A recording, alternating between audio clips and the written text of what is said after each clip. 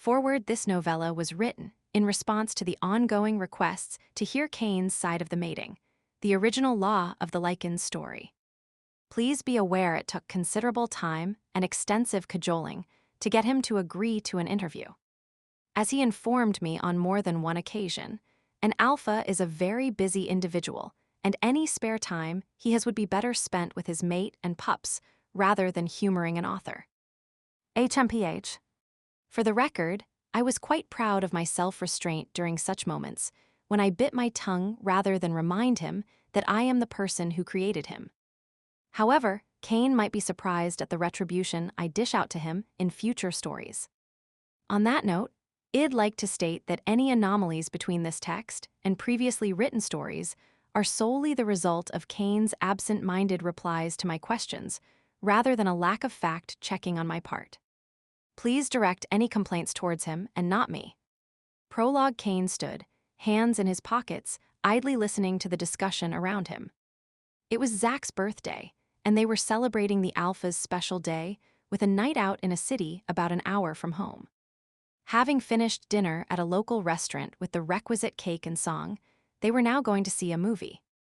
3 of Zach's daughters were present and strongly advocating for seeing a chic flick, while their husbands wanted to watch a zombie movie. Ryan, which one do you think we should see? Zoe appealed to Ryan, her father's other co-beta. Ryan shrugged. Makes no difference to me. What about you, Marla? Marla, Ryan's girlfriend, hung on his arm. It does not matter to me, as long as it's dark and we get a private corner. Chloe, Zach's youngest daughter, made a gagging motion behind Marla's back, and Kane could not help but chuckle. Helen, the girl's mother, clapped her hands. Enough. It's your father's birthday. He gets to decide. She turned and smiled at her mate. What? I actually get a say. His comment was ironic since, as Pack Alpha, his word was law. Of course, you get to pick Dad. We all know you have excellent taste when it comes to movies. Phoebe smiled and tried to lead him towards the chic flick. Kane tuned out the discussion and began to study his surroundings. It was more crowded than usual, likely due to the heat wave that gripped the area. The dark, air-conditioned theater offered some temporary relief from the midsummer warmth. Couples, families, groups of teens, they brushed past where he stood, momentarily blocking the view of the movie posters that decorated the walls and causing the smell of popcorn and melted butter to swirl throughout the space. One particular scent caught his attention, and he began to search for the source, only pausing when his gaze landed on a gathering of young women. They were Lycans, though their t-shirts and denim, the favored garb of teens, allowed them to blend in with the crowd.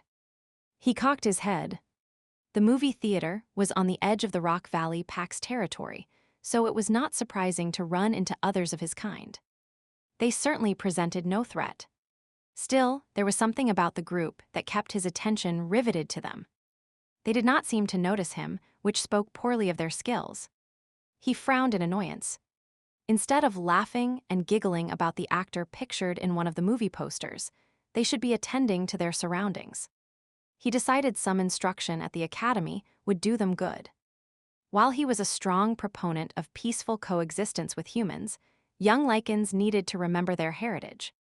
About to turn away, the group of girls moved, and he noticed another member who had, thus far, been hidden from view. For some reason, the sight of her caused him to freeze in place, his breath catching in his throat, his blood heating in his veins. His inner wolf immediately awakened and fixed its attention on the female with an intensity he would never experienced before.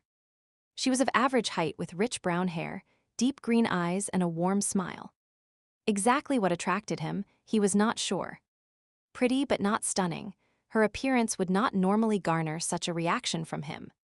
Maybe it was the fact that she was quieter than the others, or perhaps it was the composed way she held herself. He narrowed his eyes and inhaled, trying to sort through the various scents and isolate hers. Talk to her, his wolf urged. He actually stepped towards her when someone grabbed his arm. Come on, Kane. Dad's decided on that historical film. Chloe handed him a container of popcorn, and he absently smiled his thanks, his attention still focused on the girl. Who was she? He watched as she ate a bit of popcorn, then licked her lips. Damn, but he wanted to taste her, to press his lips to hers. He wished she would look his way. Would she feel the same pull between them that he was experiencing? Hey Kane, quit daydreaming. Ryan nudged him. What are you thinking about? Plotting how to get Zach to let you drive his new toy. Ye. He forced himself to look away from the girl and grasped the excuse his half-brother had provided. Helen could not have picked a better present than that truck. Yep. But if anyone gets to drive it besides Zach, it will be me. As if that would ever happen. He could not resist glancing over his shoulder one more time. Of course, Ryan had to notice. Found yourself a bit of eye candy, I see. Ryan flicked his eyes over the group of girls. Too young for my taste, but pretty. Do not let Marla hear you say that, he warned, thankful his brother had not realized it was one particular individual in the group that had captured his attention. The idea of another male looking at the girl made his inner wolf bristle. Marla's in the washroom, Ryan pointed out. Besides, I know how to keep her sweet. Kane laughed and followed his packmates into the movie, but when the evening was over, he had no recollection what the film was about. The faint, lingering scent of a brown-haired female had been much more captivating than the actors on the screen. Chapter 1, a massive wolf stood on an outcropping of rock, head lifted proudly as the sun glinted off its jet-black fur. Behind it, white clouds dotted a bright blue sky, creating the perfect backdrop for such an animal. It was a picture that begged to be captured and saved for posterity. Of course, artistic merit was of no importance to the creature. There were more important things to be concerned about, namely guarding the pack's territory. The wolf was intent on surveying the area, keen amber eyes skimming over all that lay before it, noting minute changes that most would overlook. This was the animal's domain, and it knew every inch of the land like a lover. They were as one, the land whispering to the wolf, revealing its secrets, providing shelter and sustenance. In exchange, the wolf guarded it with a ferocity that was not to be denied. Small meadows, a stream that merged with a river and eventually a lake, tall pines, broad maples, oaks and cottonwoods, distant ravines and scrubby underbrush. It spread as far as the eye could see. The shades of gray and blue and green and brown mixed and blended in perfect harmony, while the occasional bright dots of color formed by wild flowers and birds provided areas of contrast. It was an intriguing yet soothing palette that filled the animal with contentment. Yes, the forest was more than the wolf's home. It was a living, breathing entity, his heritage, a gift to be passed on to future generations so that they too could thrive, enjoying and protecting the gifts of nature. The wolf and land needed each other. If one faltered, so did the other. Of course, a wolf also needed a mate, and he had yet to find a suitable one within the territory. Well, there had been one belonging to another pack. The female's image shimmered before him only to fade. They had not met, but he would felt an instant attraction to her. She would been young and beautiful, and he could see her bearing many fine pups to build the pack. Would they ever meet again, though? That would be for the gods to decide. A scent drifted by on the breeze. The wolf's nostrils flared as he inhaled deeply, then frowned. Two others were coming, and he turned his head, amber eyes searching for signs of movement. It was his half-brother and a female from the pack. He made no effort to move and greet them, instead waiting for them to approach. He was on duty and would not leave his post. There he is. Ryan, his brother, called out. Hello, Kane. The female, Marla, clutched Ryan's hand as if the ground were too rough for her to traverse on her own. The wolf narrowed his eyes in annoyance. Marla was an anomaly, more comfortable in her human skin than in her wolf form, enjoying the comforts of civilization over the rugged beauty of nature. She had her reasons, but he often wondered if a bit more effort on her part would not make life easier for everyone. Indulging her tried his patience at times, especially when she attempted to play him and his brother off each other. Thankfully, she seemed to have settled recently. You make a pretty picture standing there like that, Ryan joked. The word pretty had the wolf swishing its tail. Ryan liked nothing better than to tease him over his preference for a trimmed appearance. An unkempt beard and longer hair were Ryan's choice, in keeping with his artistic bent, or so he said. The man was a photographer, a damned good one though telling him, so would only inflate his already bloated self-esteem.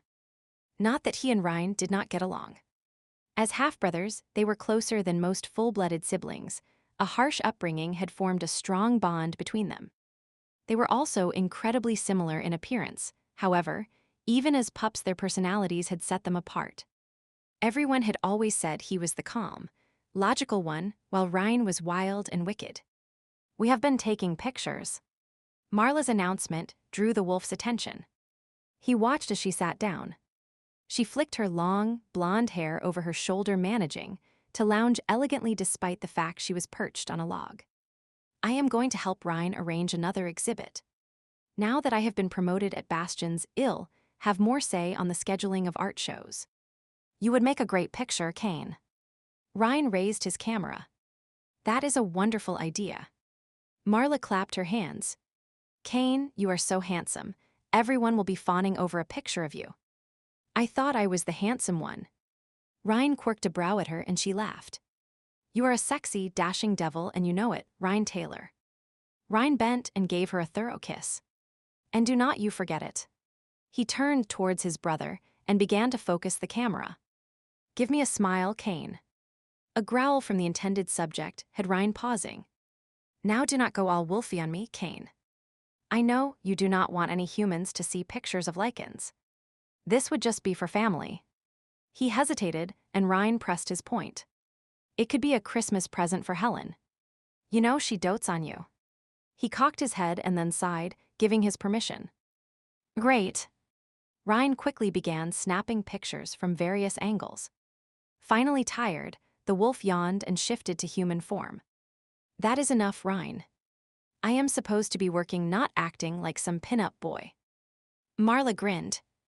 "And a fine pin-up boy you would be." Again with praising Kane. Ryan scowled. "It seems you need a lesson on which brother you belong to." Marla stood and pressed herself to him. "I cannot wait." Kane rolled his eyes. "Why do not you two get a room?" "Because Marla already has an apartment," Ryan winked. "You must be getting senile. You were the one who helped her get it."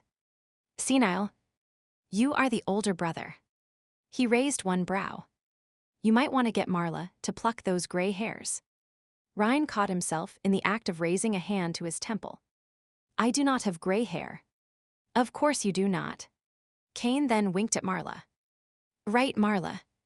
She laughed and shook her head. "You two always joking. It's what brothers do best." He grinned, reflecting on the many escapades they would shared over the years.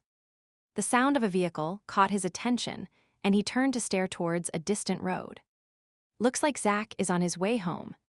Ryan glanced towards where he was looking. "Yep. He's really enjoying that new truck.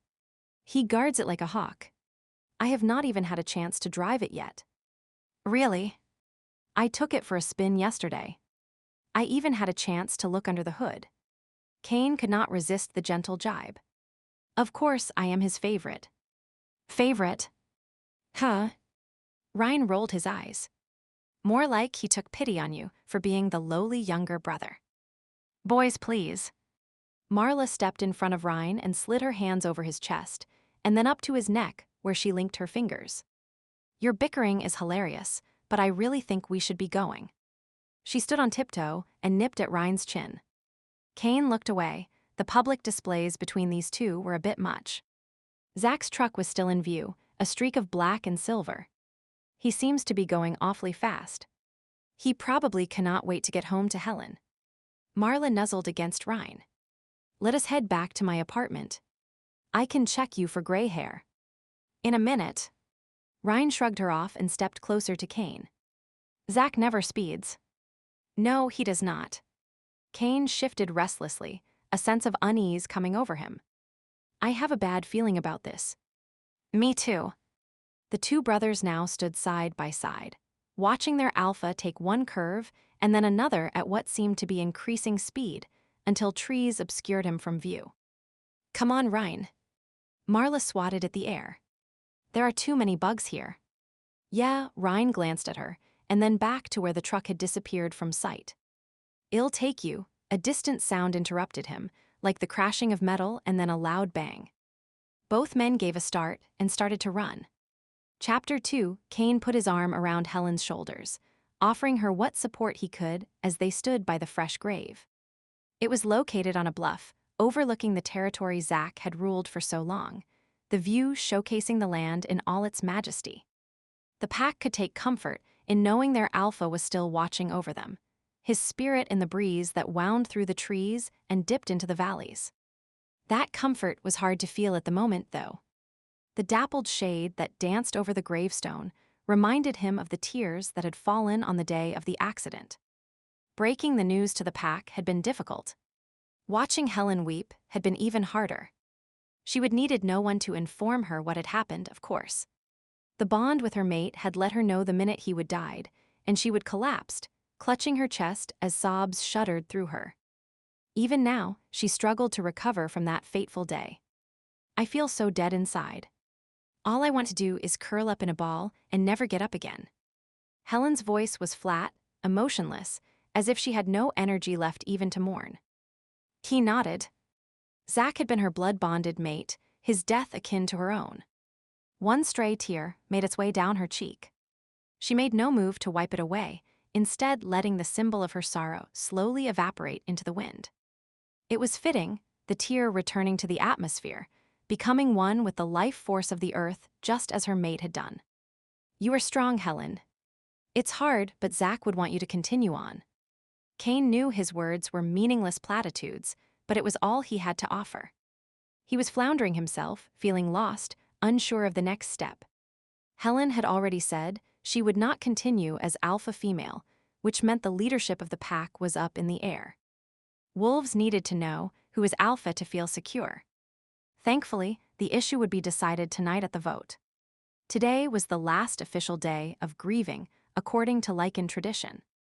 It had been a week since the day Zach's brakes had failed, and his vehicle had plunged off the road, crashing down the rocky cliff, killing him.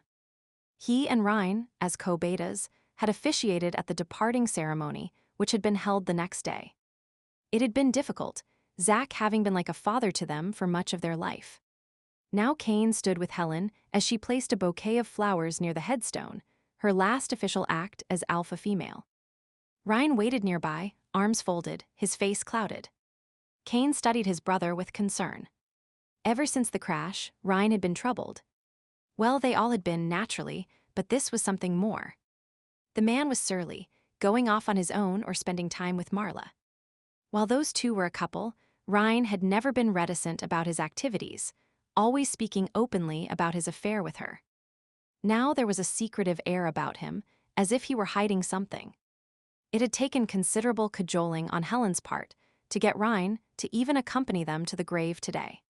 Kane decided he would try and talk to Ryan again tonight before the meeting. They would both be vying for the alpha position. As siblings, they would often been in good-natured competition with each other. And while this was more serious than a one-on-one basketball game, the vote should not become a problem between them. No, there was something else bothering his brother. With a thoughtful nod, he shifted his attention back to Helen, who was speaking again. "I should not have given him that truck. Why did I think it would be a good birthday present for him?" It was what he wanted, Ryan spoke up, his voice gruff. He had been talking about replacing his old junker for ages. Well, his junker had perfect brakes. Helen twisted a tissue in her hands. "I cannot help but feel this is my fault." Ryan shot a look at Kane, the kind of silent communication they would always used, almost as if they knew each other's thoughts.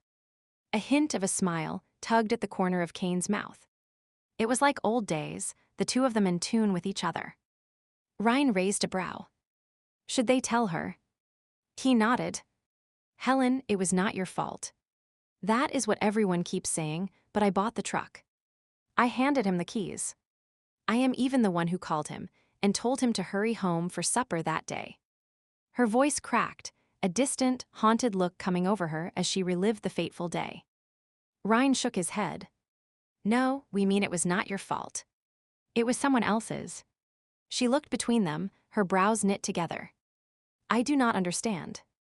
It could have been a flaw in the material. Kane began, a hole in a hose that allowed the fluid to leak out. But we suspect someone actually tampered with the brakes. Ryan finished the explanation, his dark brows knit together. No. Helen gasped, her face paling. Who would do that? We have no idea, do we, Kane? Ryan gave him an odd look. Kane frowned once again, unable to discern the vibes coming from his brother. No, we have no suspects. Zach was well liked. He was. You must be mistaken. Tampering with the brakes makes no sense. Helen's thoughts seemed to be racing as she tried to make sense of the revelation. Could it have been random vandalism? But when would there have been an opportunity? Ryan shrugged, a muscle working in his jaw. Zach did not let anyone near that truck. Kane pointed out, we cannot tell the police about your suspicions. Helen wrung her hands. They might ask questions we cannot answer.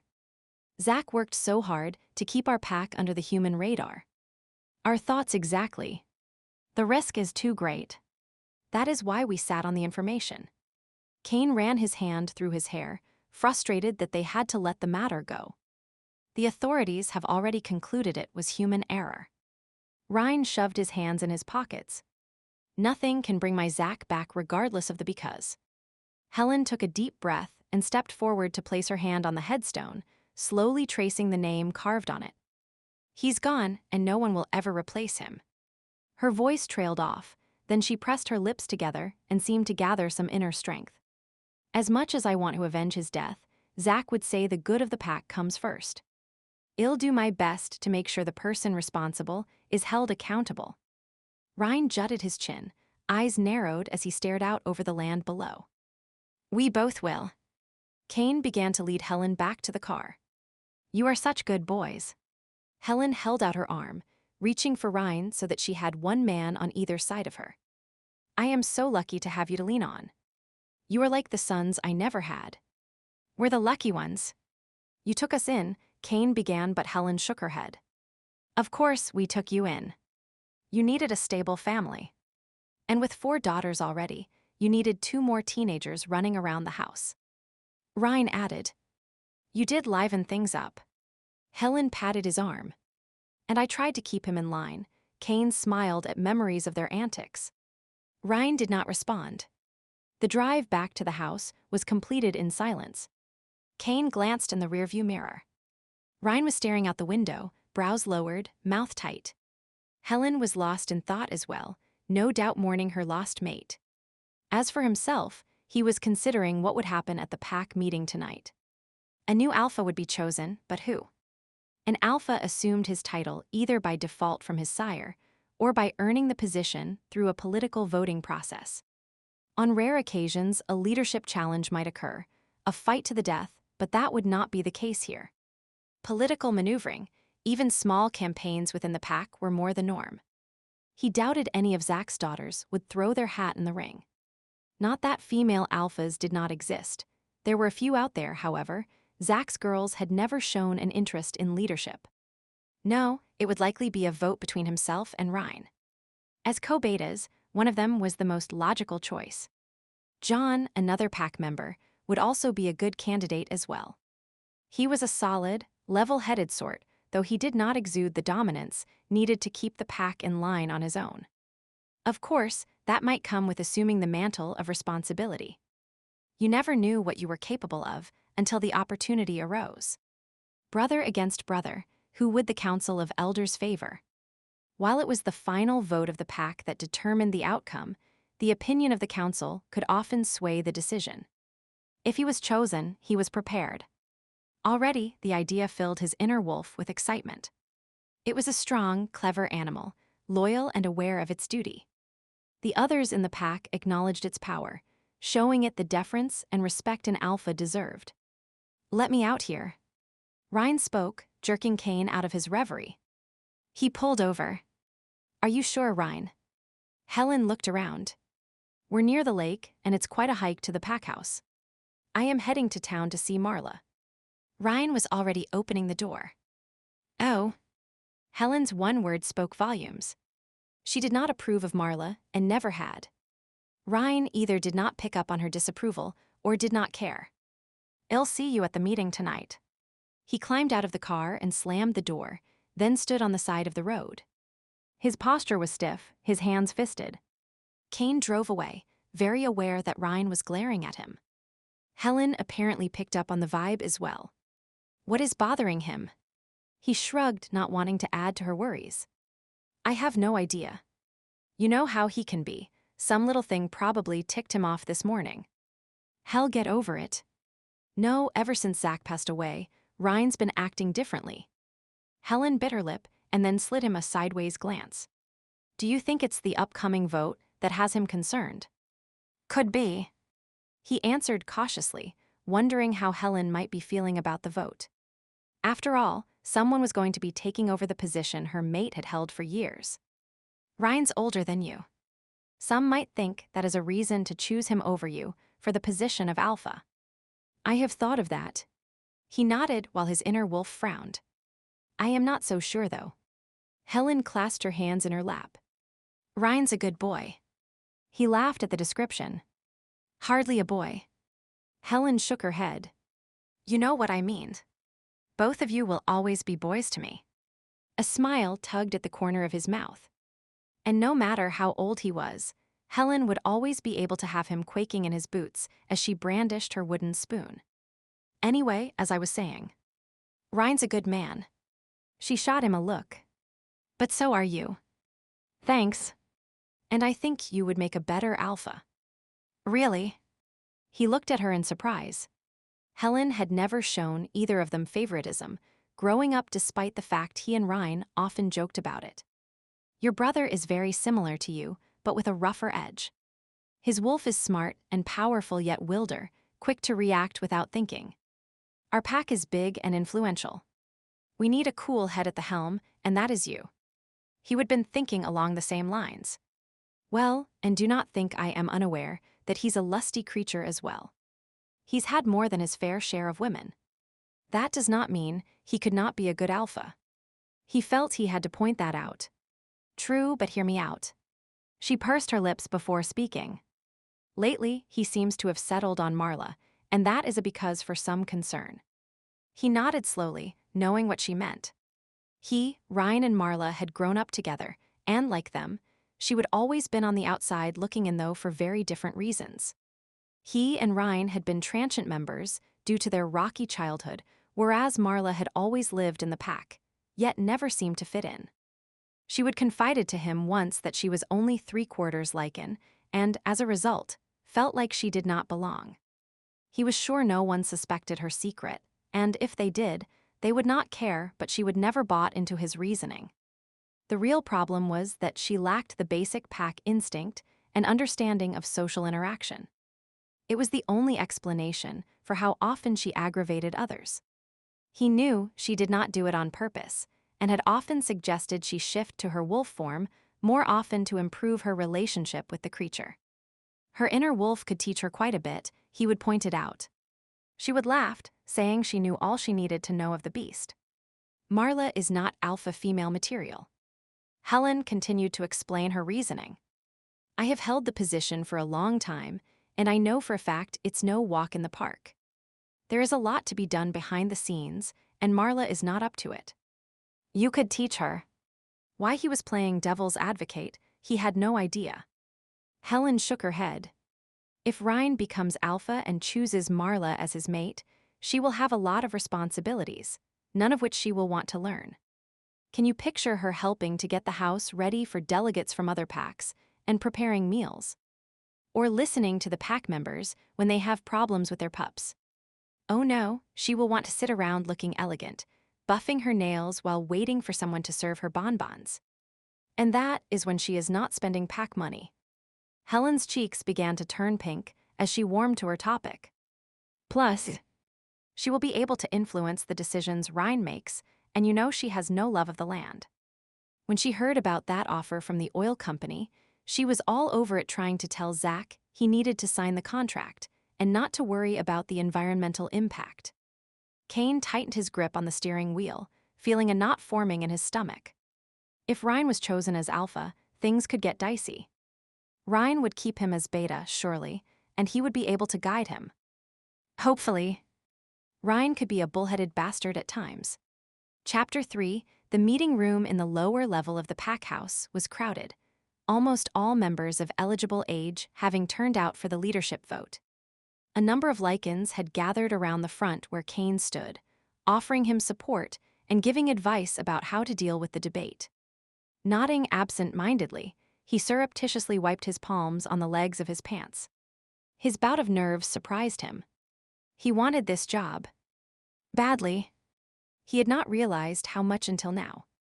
Maybe he should have spent more time this past week campaigning, but he would been busy dealing with the crash investigation and trying to keep things running smoothly.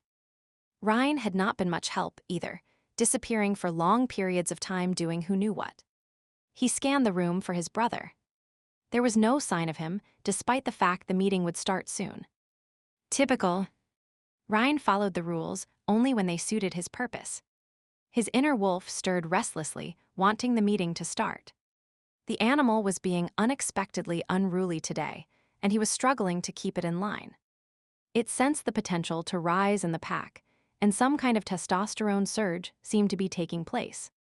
If the vote did not go in his favor, he would be hard-pressed to deal with the disappointment. There was nothing wrong with the beta position. He would been content to fulfill those duties, but now he wanted more. Trying to distract himself, he looked around the room, identifying those gathered. Of course, the Council of Elders was seated at the front to the side of the podium. The rest of the pack occupied the rows of chairs that filled the room, while others stood at the back, leaning against the walls or huddled in groups. He would known them all for years and considered some to be close friends. How would being alpha change their relationship? Would he still be included in impromptu gatherings and casual banter? Or would his position change the dynamics? Hopefully not. He continued his survey of the room. John was near the front with his mate, Carrie. She was expecting their first pup, and John had his arms protectively wrapped around her, his hands resting on her belly. She looked up at him, the affection between them undeniable. A twinge of envy passed through Kane, and he hoped he would someday have a relationship like theirs. With the girl. His wolf chimed in, momentarily distracted from the prospect of being alpha. The one from the movie theater. He murmured inwardly. Not likely. We do not even know who she is. If you tried, you could find out. A few inquiries, a search of Lycan Link's database, it would yield the information we need. The animal pressed its point. If we become alpha, we will not have time for such nonsense. The wolf frowned, torn between the desire for a mate and the importance of duty. Kane left the creature to puzzle over the problem and returned to contemplating John. He was a good man. Strong and level-headed. Perhaps feeling his gaze, John looked up and their eyes met. Kane nodded, and so did John.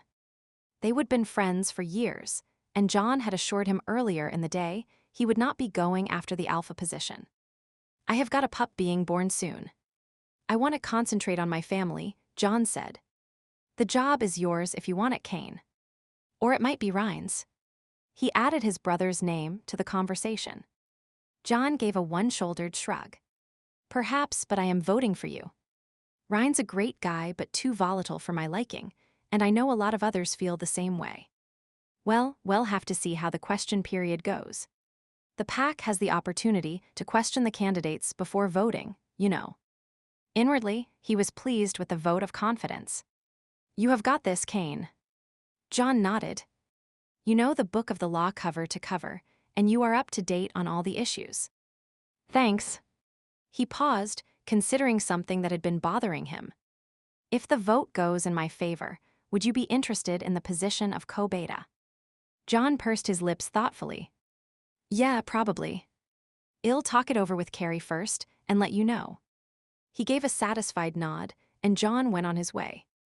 Kane hooked his thumbs in his belt loops. He hoped to keep Ryan on as a co-beta. His brother was good at the job, but if Ryan lost the vote, he might not take it well. Hopefully not so much so that he did something stupid like leaving the pack, but it was better to be prepared.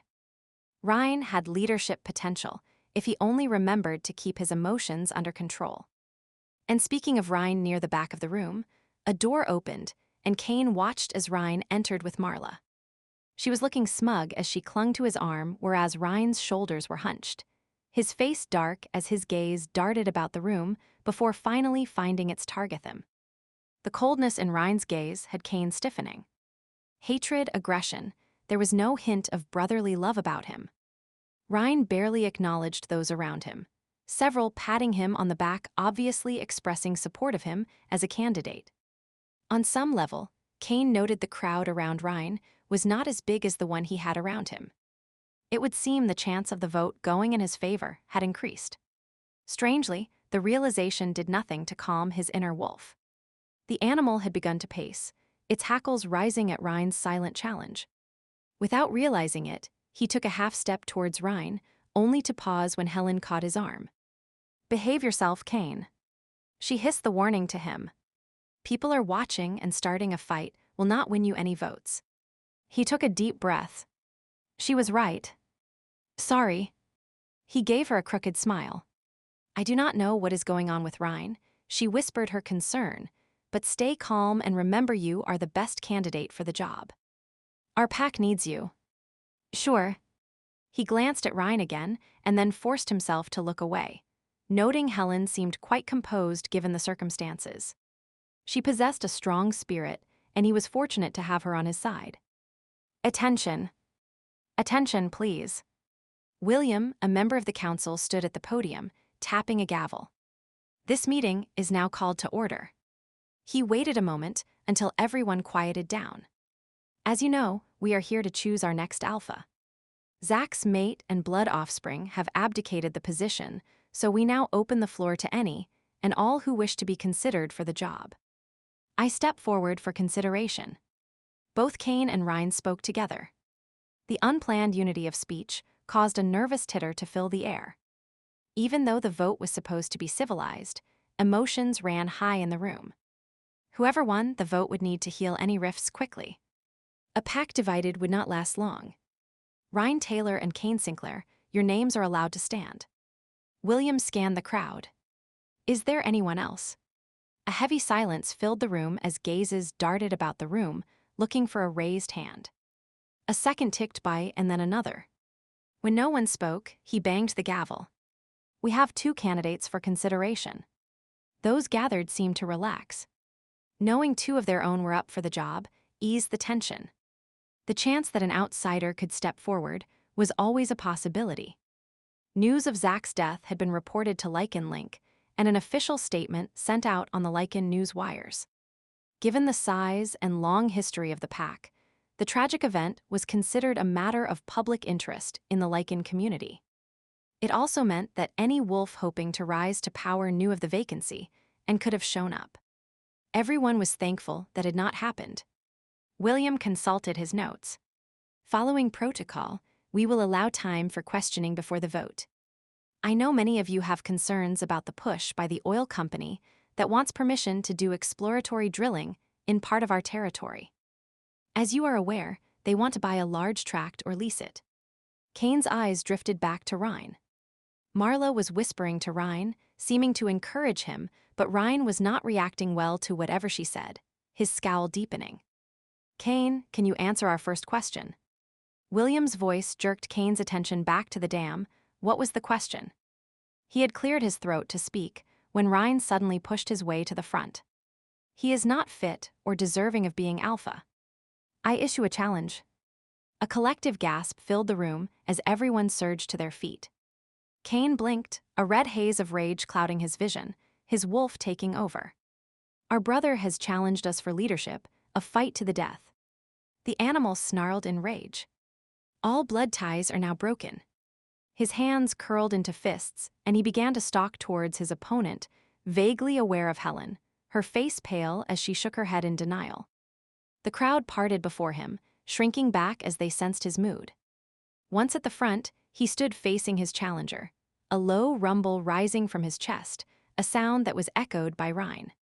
They were evenly matched in size and strength, both as humans and as wolves. Indeed, they would often been mistaken for each other in their younger years, only personality traits and eye color separating them. Both quick and clever, they were a formidable team. But now they were dominant males, each intent on gaining leadership of the pack. Breathing heavily, material stretched over bunching muscles as the air shimmered around them. Their inner wolves struggled to be released, manipulating the energy around them to bring about a transformation, as low growls filled the air. Enough! William banged the gavel several times, raising his voice as he tried to gain control. Everyone take their seats. And you too, he looked at Kane and Ryan. Stand down.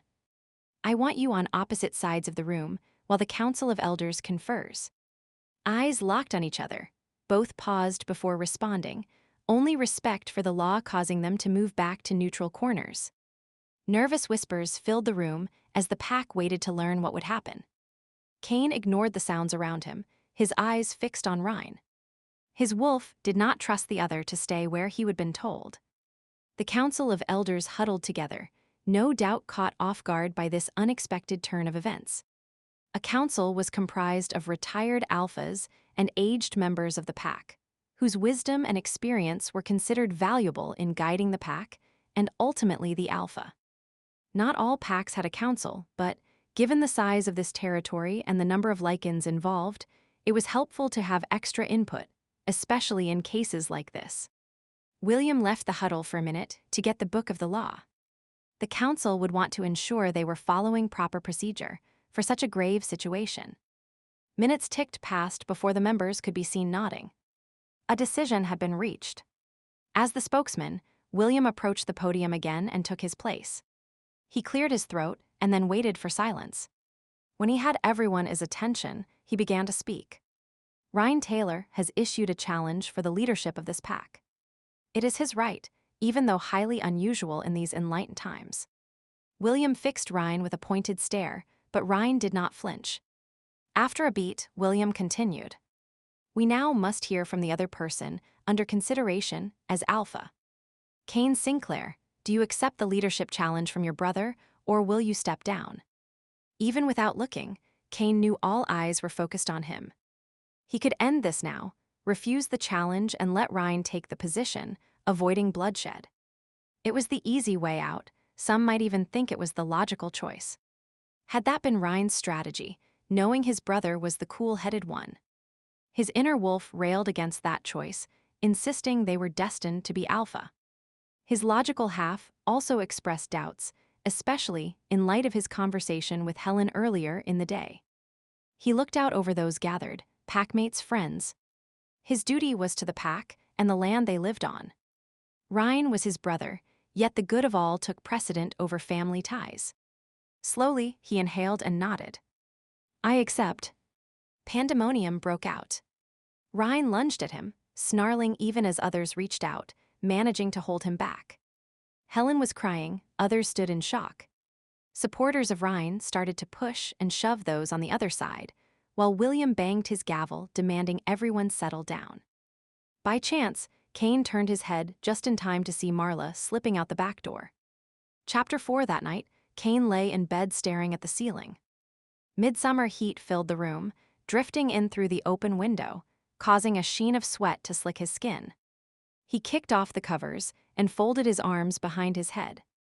It was his thoughts, rather than the heat, that was keeping him awake. The challenge had been scheduled for the next day. Well, technically today, since it was now well past midnight. He would yet to fall asleep. By this time tomorrow, he would be alpha or not. His feelings were still conflicted on that point.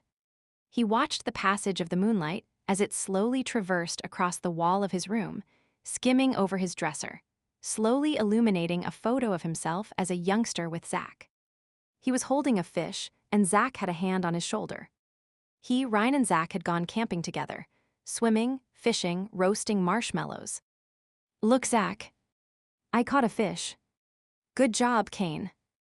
Reel it in slowly. Zach coached him along. It's a big one. Enough for all three of us for dinner. I'll take a picture. Ryan grabbed the camera Helen and Zach had given him. I did it. I did it. He would held the fish up high, a feeling of pride swelling within him when Zach had placed a hand on his shoulder. Way to go, Kane. Ryan had snapped photos while offering praise. The sound of their young voices echoed in his head, and a bittersweet smile twisted his lips. Those innocent days were gone forever. It was still hard to believe how quickly things had changed. Trying to distract himself, he brought to mind an image of the brown-haired girl. She always soothed him with her soft smile and deep green eyes. He could picture her standing beside him, her hair blowing gently in the breeze. He would reach out and tuck the strands behind her ear, then lean down to kiss her right. It was foolish fantasy, and he was far too old to be mooning over someone he would only seen once and had never even spoken to. An alpha, or at least a potential one, had more weighty things to think about. With a sigh, he let the vision fade. He ran a hand over his bare chest. There was an ache inside him, a pain over what amounted to a betrayal by his brother. Half-brother to be accurate, but they would never dwelt on that fact. A harsh upbringing had forged a deep bond between Themer, so he would thought. Their mother, Mindy, had phenomenally bad taste in men. Her relationship with Ryan's father had not worked out, while his own father was a bastard. They would never know when they would be fed, when they would be on the receiving end of a drunken rage, or when they would wake up to discover they were moving to a new pack. There would have been a few good times, but for the most part, life had been tough. Yet no matter what happened, they would always had each other. In fact, for years he would hero-worshipped his older brother. Ryan had often picked up on the mood in the house and found them a place to hide until the storm that was his father passed out. Well, those days were well in the past. And so were the brotherly feelings, apparently. How was Ryan spending the night? Was he equally torn over the coming event? He rolled over and punched his pillow into a more comfortable shape, then settled his head on the cool surface. It did little to quiet his thoughts, though, questions keeping sleep at bay. How long had Ryan been planning to issue a challenge? Was that why he had been so moody all week? Or was it one of those rash decisions Ryan was known for? Knowing he would not get any rest, he got up and pulled on a pair of jeans before padding downstairs. The house was silent, the floorboards creaking faintly as he walked the familiar pathway. He intended to go for a run, but a light shining at the end of the hall drew his attention. He hesitated, not really wanting to talk to anyone, but a sense of duty had him veering from his chosen path towards the kitchen. As he would suspected, a lone figure was sitting at the table, a cup of tea in her hand. "Hello, Kane." Helen addressed him without turning around. "You are up late." He entered the room and pulled out a chair to sit in, the scraping of the legs on the floor sounding louder than normal in the silence of the night. "I could say the same about you." He shrugged. "I could not sleep." "Me either." She stood and went to the cupboard and took out a cup. "I have been thinking about what you said. That someone tampered with Zach's brakes. I still cannot believe anyone would do such a thing." "I know. I was shocked when Ryan showed me the evidence. And you are sure it was not just an accident?" She poured water from the simmering kettle into a teapot and carried it to the table. "Ryan's good with mechanics. He said it was not natural wear and tear. Especially not on a new truck. It was hard enough losing Zach, but this news her voice trailed off and she sat down heavily. "It's been a hard day." "Yes, it has." He scrubbed his face, then dragged his fingers back through his hair. "The meeting tonight was quite a shock. To put it mildly." She poured some tea into a cup and pushed it towards him. "Try this. It's chamomile." He looked at it skeptically. "I doubt a cup of tea will help. Nadia highly recommends it." Nadia was their nurse practitioner, a font of modern scientific wisdom and medical folklore. He took a sip and made a face at the sweet flowery taste. "The challenge is weighing on your mind." Helen prodded gently. "Yeah." He stared down at the cup he now cradled in his hands. "Did I do the right thing, accepting the challenge? If Id stepped down, Ryan would be alpha." Helen cocked her head. "Is that best for the pack? Maybe I do not know." He shrugged one shoulder. "Will you be good for the pack?" "Yes." He looked up. "Of course. And that is why you made the choice you did. You want what is best for the pack." He gave a short laugh. "Or maybe I have an overinflated opinion of myself." Not you. Helen smiled. Or at least not yet. Not yet. He quirked a brow. I have seen a lot of alphas in my time, and some of them were pretty arrogant.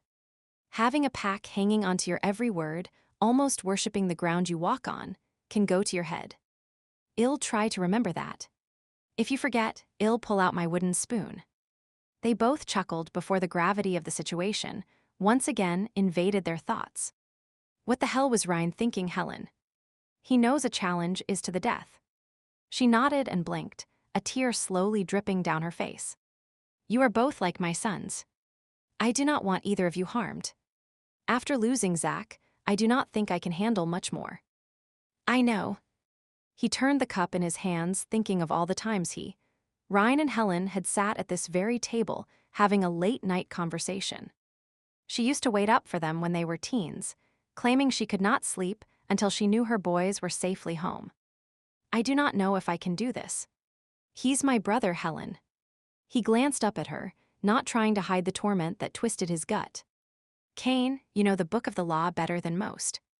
Are you sure there is not a way around this? Some subclause that could be used. A new interpretation that has not been considered before. Helen reached out and touched his arm. I remember when you and Ryan were at the academy and studying for finals. There was a passage in one of your textbooks that you were debating. He frowned as he searched his memory. I remember that. The point was that the book of the law was written centuries ago. Alphas need to consider the spirit and intent of a law, rather than the exact wording, before enacting it. Maybe you can use that to your advantage. He leaned back in his chair, eyes narrowed and then slowly nodded. Perhaps, of course, it's a moot point unless I win. You will. I have faith in you. He spent the rest of the night reading passages from the book of the law, checking precedents, and considering his options. When he was done, it was almost morning. His eyes were gritty, his body weary, and he hoped he had not made a mistake putting energy into planning his strategy rather than resting. Would he have enough strength now to defeat Ryan? He was not sure.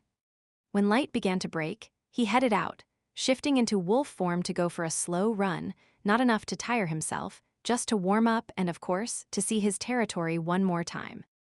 Technically, it was not officially his, but he would felt a deep connection to it ever since the day Helen and Zach had announced he and Ryan would, from then on, forever be part of their family.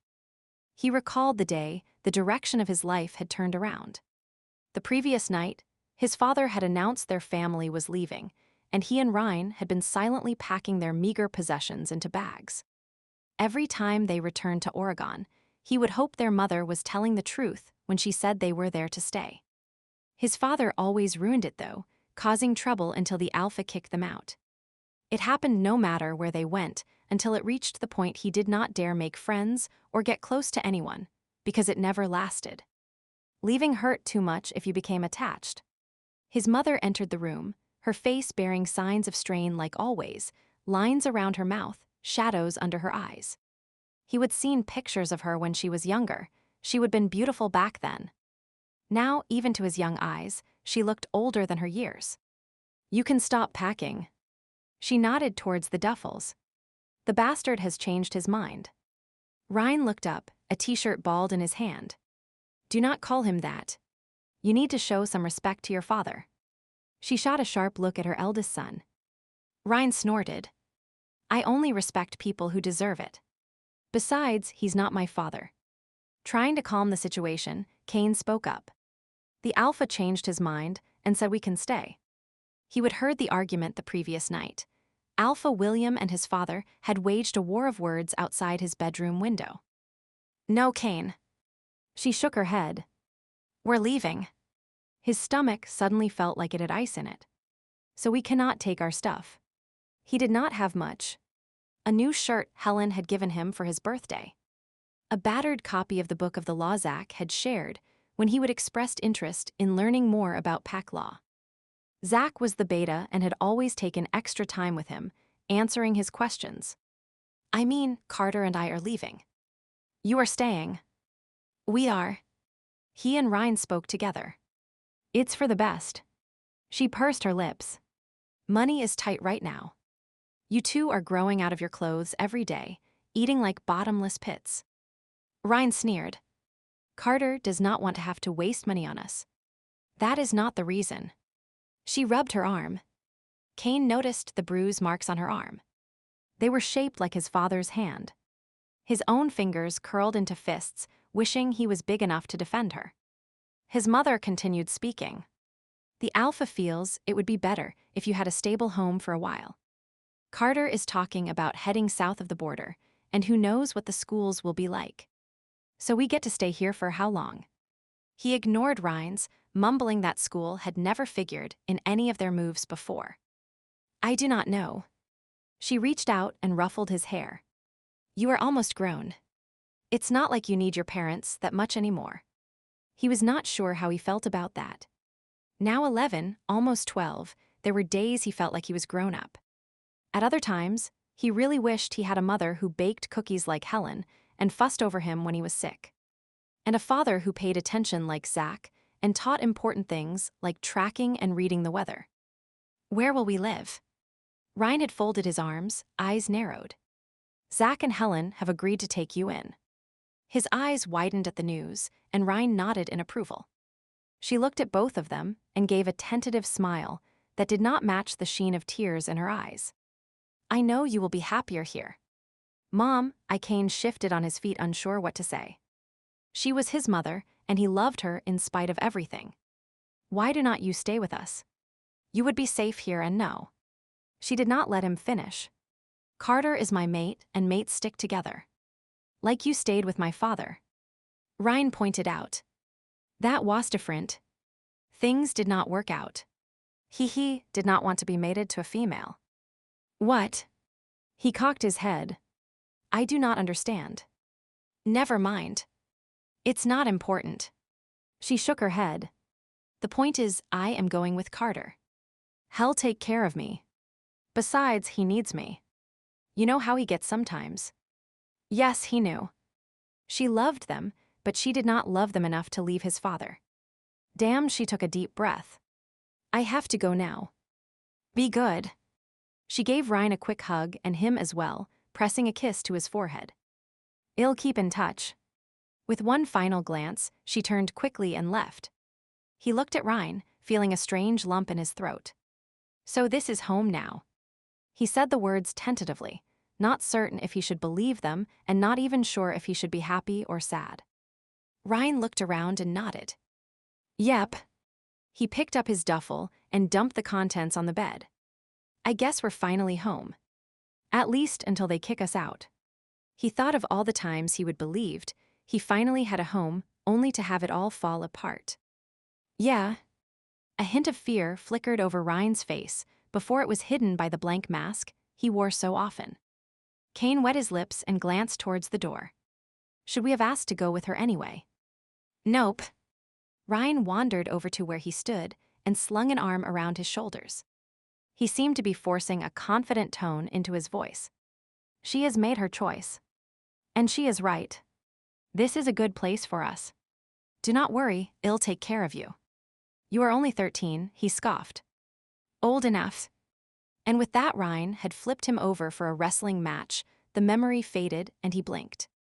Looking around, he was surprised at how far he had traveled. There was a large ravine nearby, and he trotted to the edge. The air was cool, the rising sun only now starting to penetrate the shadows cast by the trees. Sitting down, eyes half closed, he absorbed the scents and sights and sounds of the territory. They nourished his soul, filling him with contentment. He loved this land and all who lived here, and he would do anything for them, Zach and Helen and the whole pack. They would become the extended family he would always longed for. If they had not taken him in, who knows how his life might have turned out. About a year after moving in with Zach and Helen, the alpha had stepped down and Zach had ascended to the position, the pack voting for him over the other contender, Dietrich.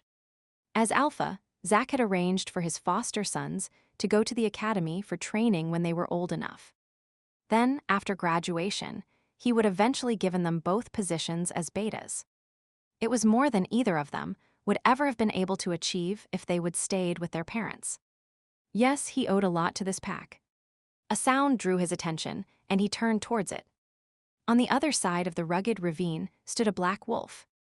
It was glaring at him, head lowered, a low rumble emitting from its throat, and traveling across the divide towards him. It was Ryan, the brother who would promise to always take care of him. Chapter 5, the appointed time of the challenge fight arrived. Kane stood on one side of the small clearing, Ryan on the other. A neutral observer from OPATA, the Office of Pack Administration and Territory Allotment, a division of Lycan Link, stood in the middle. He did not look pleased. No doubt his weekend plans had been ruined by the emergency call the Council of Elders had placed. The man flicked a look at those gathered, rattled the paper in hand authoritatively, and cleared his throat before reading the rules to those gathered. Opponents stepped forward. The man pointed to spots on either side of himself, approximately 6 feet apart. The brothers approached, eyes meeting and then looking away.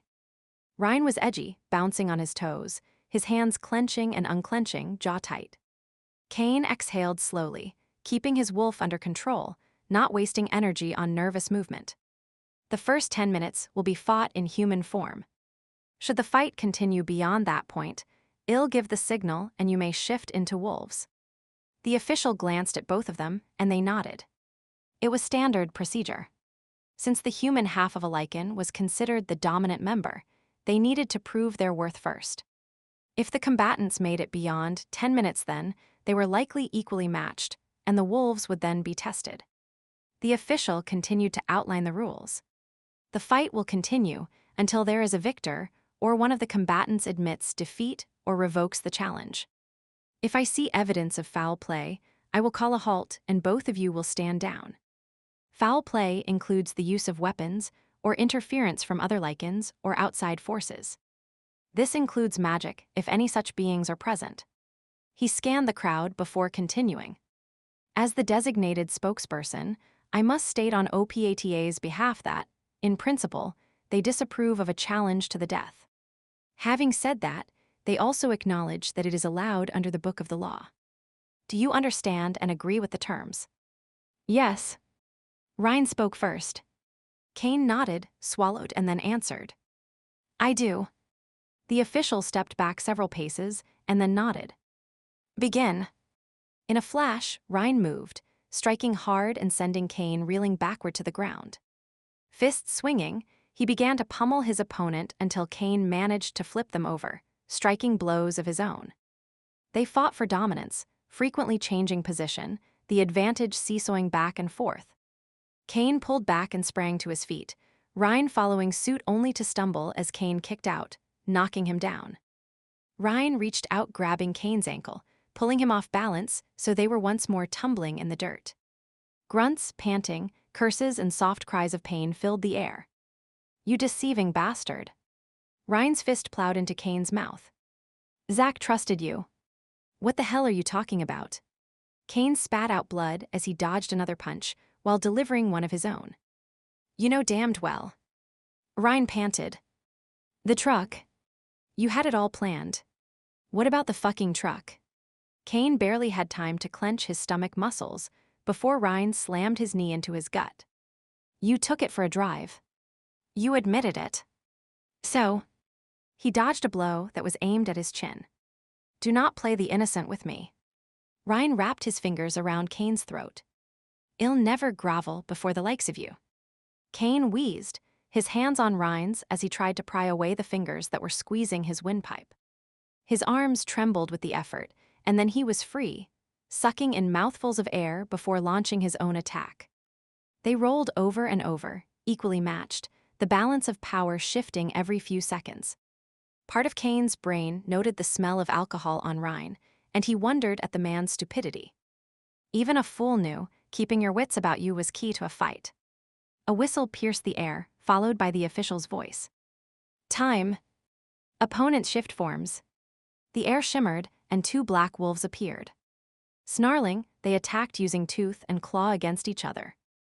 Ryan fought like a demon, some inner rage driving him into a frenzy of activity.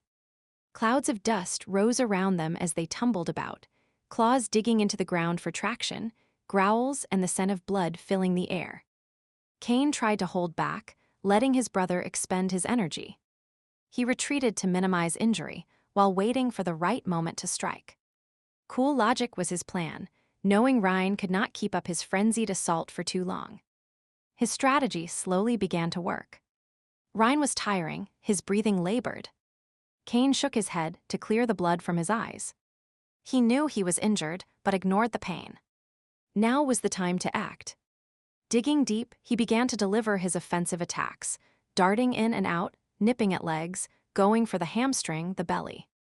Ryan twisted and turned, trying to avoid him, and that was when Kane saw his opening. He slammed into Ryan, knocking him down and grabbing him by the throat. Ryan's hind legs scrambled wildly, catching Kane in the belly, but he did not let go despite the feel of his flesh tearing. He bit down harder, cutting off Ryan's air until he felt him go limp. Only then did he step back, exhausted and panting, hoping he would only subdued his brother and not killed him. He shifted back to human form, using his own energy to force Ryan to change as well. "Get up." He growled the words, chest heaving as he struggled to catch his breath. Sweat dripped down his face as he narrowed his eyes, keeping them fixed at the man at his feet. Ryan stared up at him with obvious hatred, yet made no effort to move. His lip was split, one eye almost swollen shut. Various bruises and scratches adorned the rest of him, blood dripping from the numerous gashes. Kane knew he must look the same. He could feel blood streaming from his side, soaking what remained of his clothing. Truth be told, he was feeling the effects of blood loss, the edges of his vision starting to darken. He hid it though, no sign of weakness showing outwardly. This was a battle for leadership of the pack, and ancient instincts would not allow him to concede defeat. Ryan continued to glare at him from the ground. The last blow had robbed the man of his breath, giving Kane a momentary advantage. Now the question was whether Ryan would resume the fight or not. If he did, it would be to the death. They would gone beyond the point of any other option. "Get up and fight, brother." He spat out the last word while praying Ryan would concede. His hours poring over the book of the law had given him a loophole, provided he had a chance to use it. The law stated the victor of a challenge became alpha. It did not specifically say the other challenger had to die. Rather, it said all who lived in the pack would bow before him and be subject to his decrees. His dictates would be abided by the members, upon the fear of death.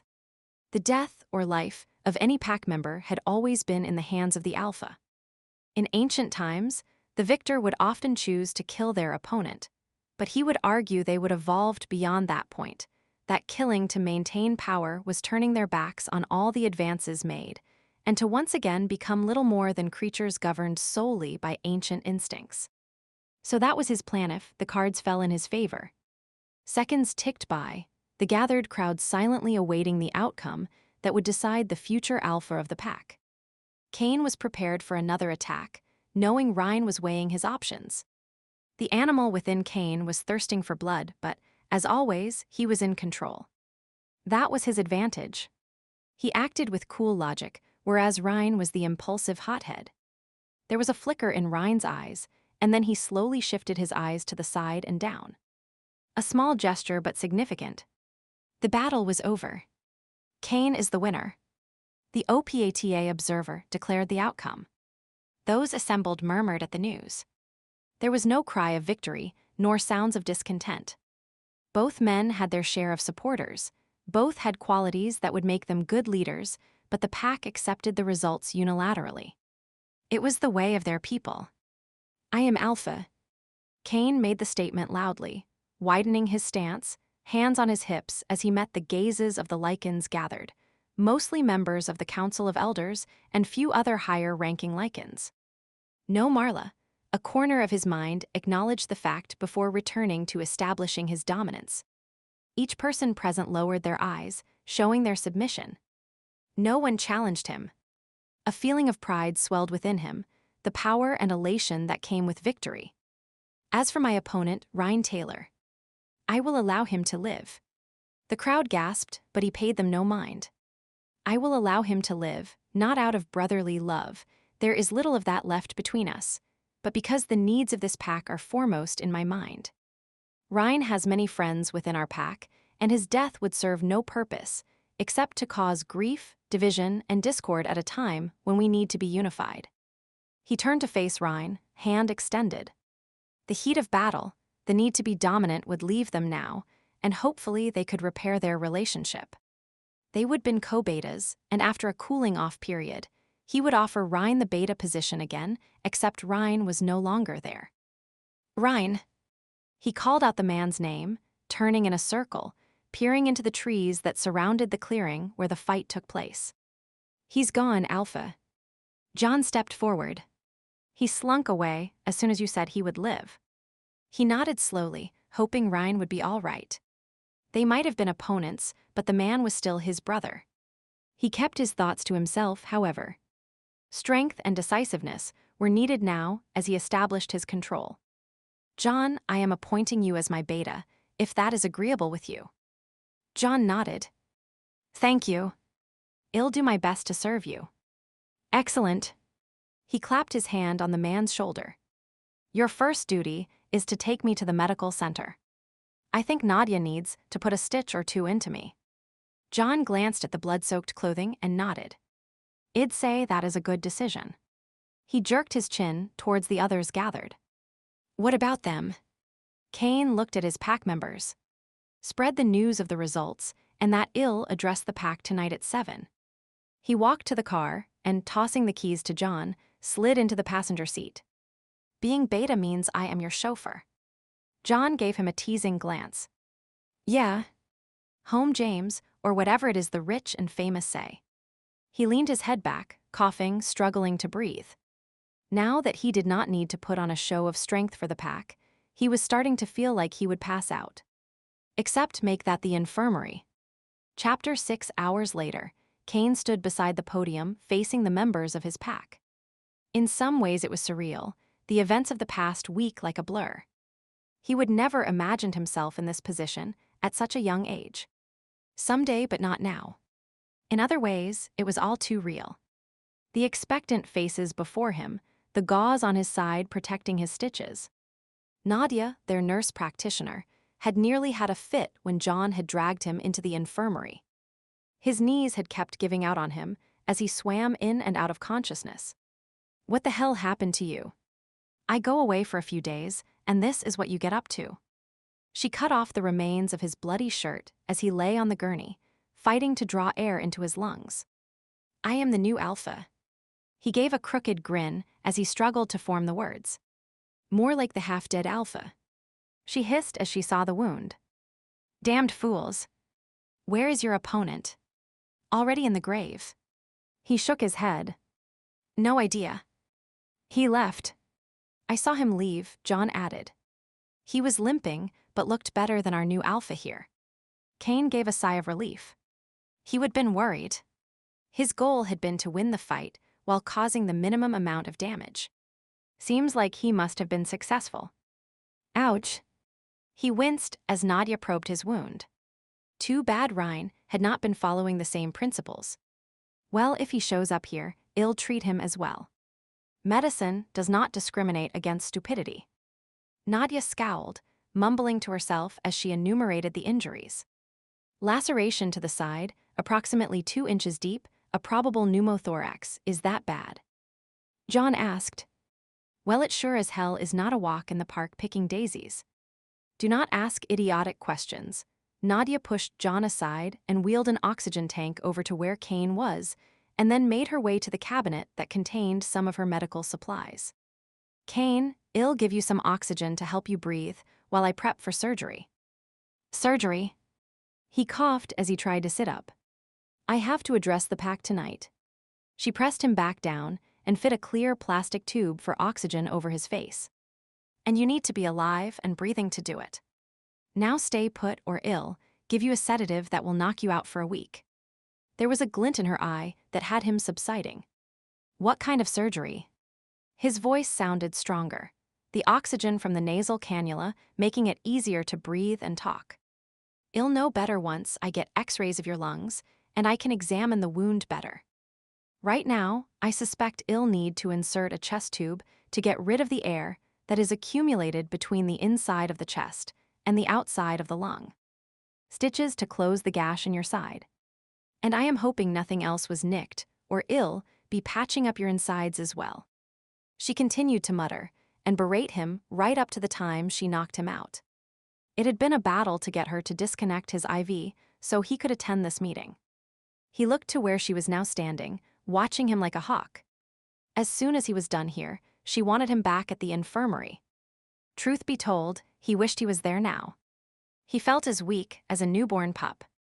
With any luck, this would go down as the shortest pack meeting in history, and he would be able to get his ass back into bed. He shifted his weight and barely managed to hold back a wince as pain shot from his side. Another glance at Nadia revealed she was giving him a look that screamed, "I told you so." The corner of his mouth twitched. Her acerbic attitude was entertaining in small doses. On a permanent basis, he would prefer a sweet, gentle woman. Like the girl at the movies. His inner wolf queried. Perhaps, if we ever met again, she might prove to match the mental fantasy that had developed around her. The wolf thumped its tail in approval and then subsided. It too was worn out from the fight earlier in the day. Kane left off his mental musings when the sound of the gavel banging drew his attention. William was calling the meeting to order. The older man had been alpha before Zach and was viewed by many in a grandfatherly light. Members of the pack, as you know, a challenge was issued for the position of alpha. Under the supervision of OPATA, the fight occurred just before noon and Kane Sinclair emerged victorious. I bow before you, Alpha Kane. The membership stood, and as one followed suit. We bow before you, Alpha. Kane nodded, and William stepped to the side as he took his place behind the podium. An odd thrill washed over him. It would now be his spot at every meeting until his death or he abdicated. I am Alpha. He spoke the phrase loudly, using the same power and conviction of all the alphas who had held the position before him. There could be no doubt in his voice, no wavering in his gaze as he swept it over those assembled before him. I will serve you, guide you, and guard you with my life. The pack responded in the age-old tradition. We will follow your dictates, respect your wisdom, serve you, and guard you with our lives. William stepped forward again. As Kane is already a member of our pack, there is no need for a symbolic mixing of our blood. He scanned the room, but no one protested. Out of the corner of his eye, Kane saw Nadia making a face, likely thinking she would enough blood that day. The corner of his mouth twitched again. She came across as hard-nosed, but he knew she had a quirky sense of humor that few realized. Kane, William spoke his name. Please sign your name in the front of the book of the law. Kane stepped over to the table and watched as William took the ancient tome from its place on the shelf. The book was centuries old, dating back to the time the pack was first formed. The front pages listed all the alphas that had served before him. Caius, Gregor, Primus, Theo. He was not ashamed that his hand trembled slightly as he picked up the pen and added his name to the list. It was now his duty to ensure the pack continued to grow and thrive.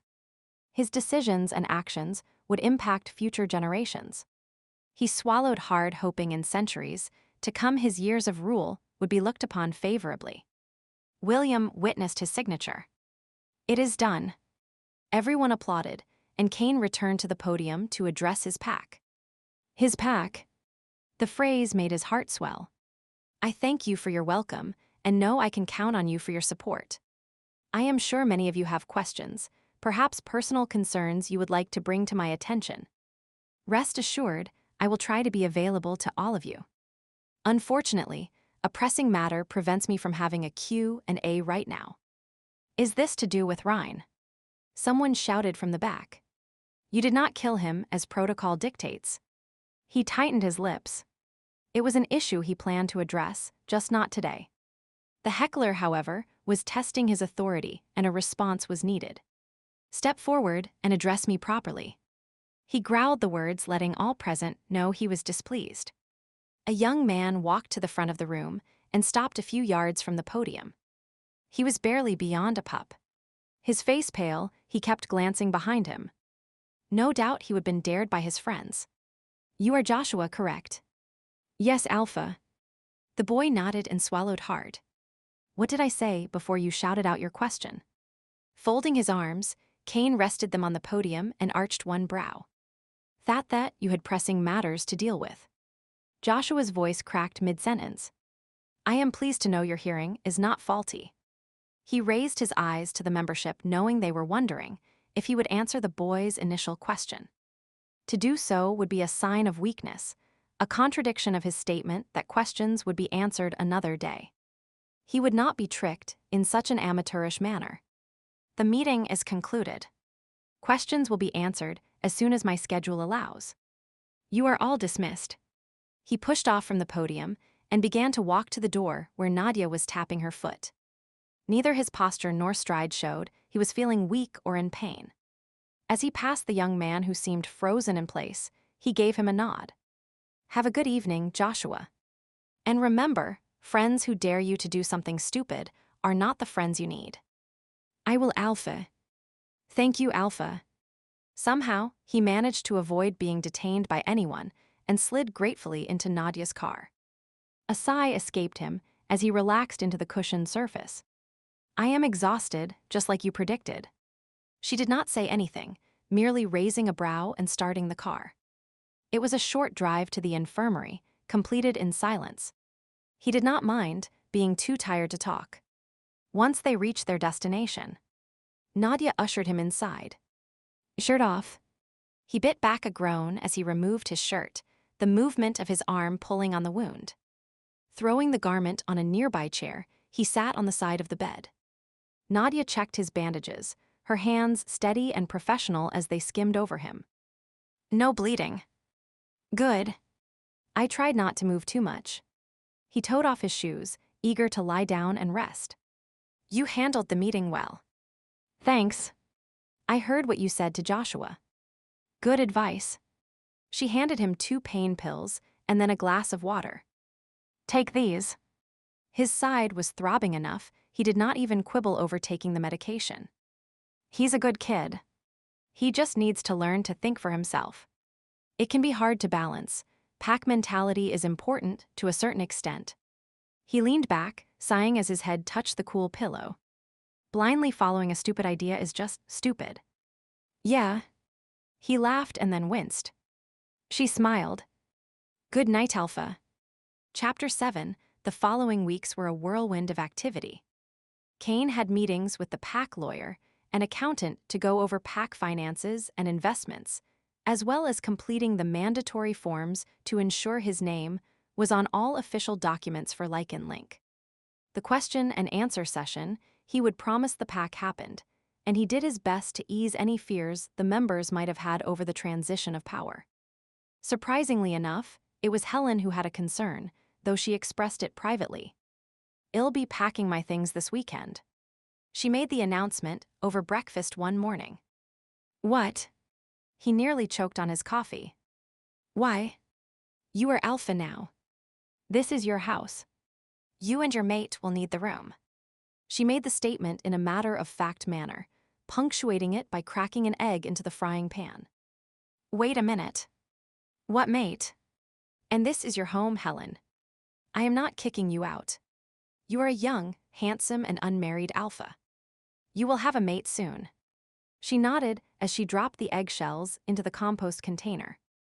Besides, that suite of rooms upstairs is too big for me. Helen, you cannot leave. I need you. Why? Well, his stomach chose to growl at that moment, and he took it as a sign. Who will cook for me? She laughed. You know darned well how to cook. I taught you, so do not try to pull that one on. Sorry. That was a dumb reason. But he tried to think of another argument for her to stay. I'll still need a hostess for a while. I have no intention of finding a mate anytime soon. John's Carrie will help out. She is going to be busy with a new pup.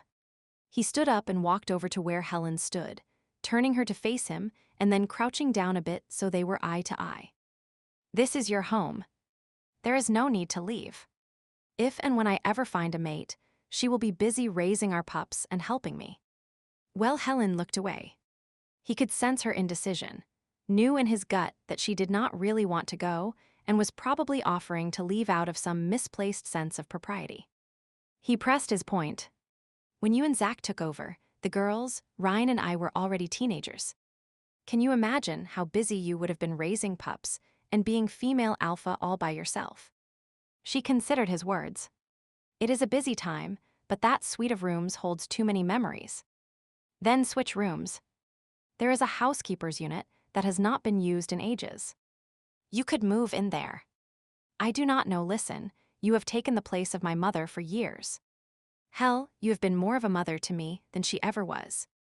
I cannot kick you out of the house. Mother. Oh, Kane. Her eyes got misty, and she reached out to squeeze his hand. You can stay here and be den mother. He grinned, pleased with his idea. She looked about the kitchen. I would miss this place, and I really do not know what I'll do with my time. Well, I am sure your girls would love to have your help, but I need you more. I am a poor bachelor after all. He tried to look helpless. Huh? He laughed and then rubbed his hands together. Then it's decided. I'll get someone here today, and you tell him if you want any changes to the housekeeper's unit. And I'll inform the council of your new official title when we meet today. And you can take over my suite of rooms. Maybe even put a doorway between your current room and the one Zach and I used. The whole wing of the house could be yours then. I do not need that much space. You will. She gave him a knowing look. Once you start a family, you will be glad to have those rooms. He rolled his eyes. Settling down was not on his list quite yet.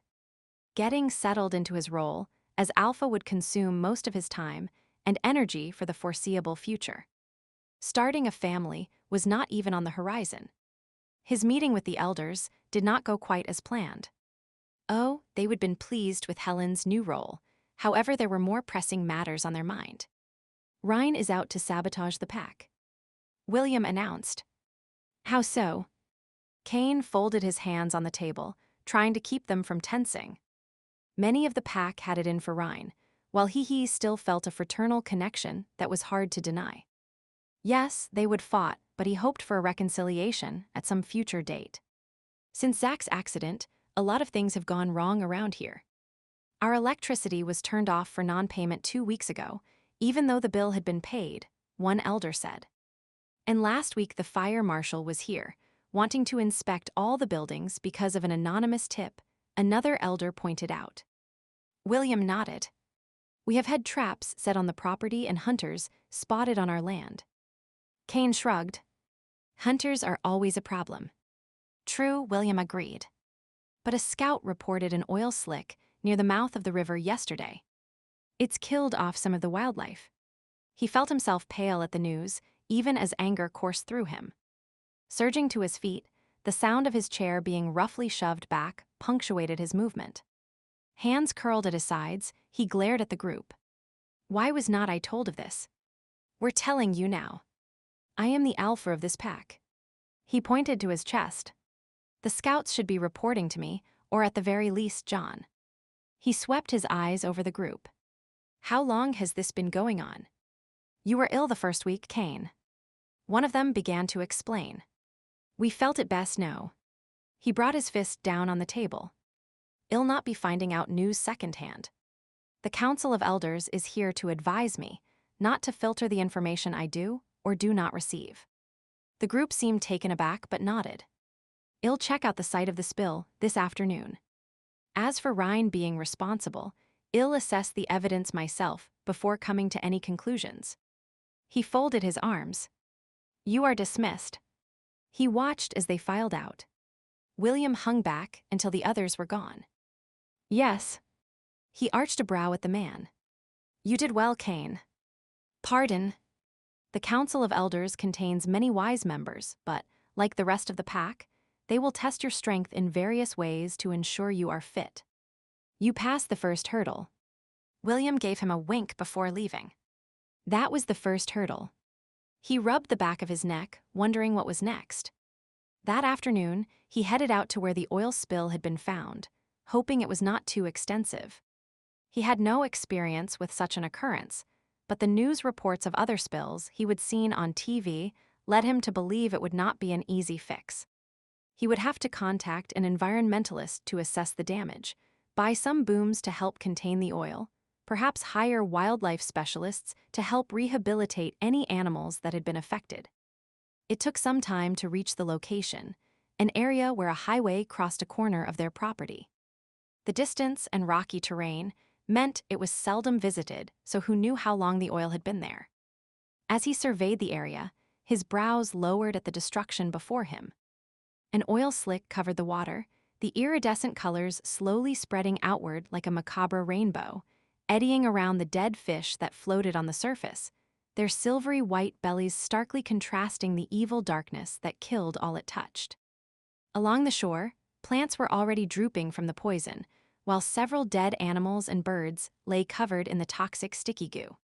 The sight sickened him, a muscle pulsed in his jaw as he took in the destruction. Where did he even start? Mid-thought, a slight movement caught his attention, and he slid down the riverbank to the location. It was a duckling struggling weakly to free itself.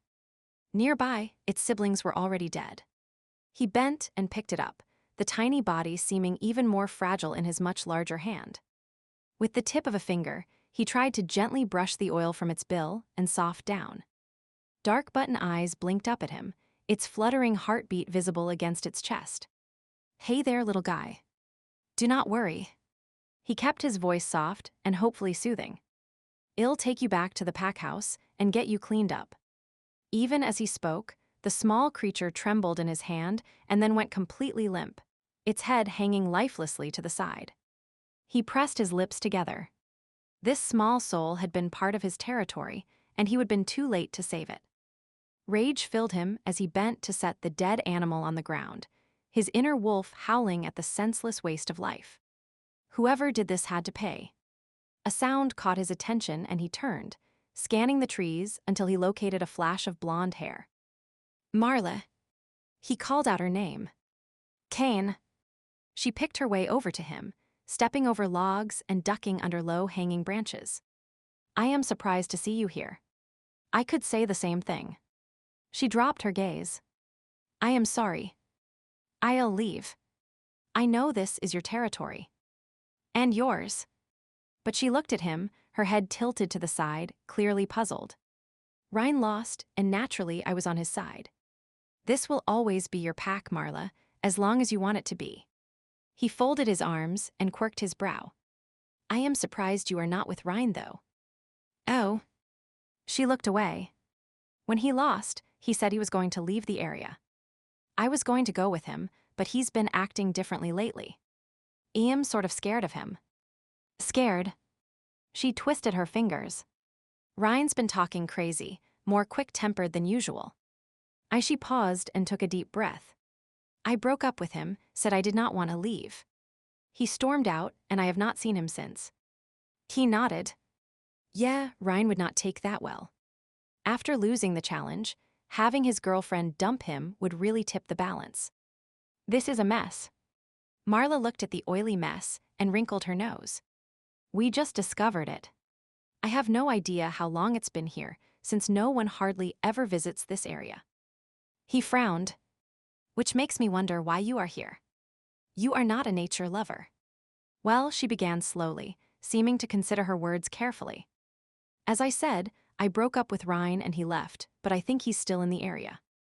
I was going to try to talk to him, get him to try and patch things up with you.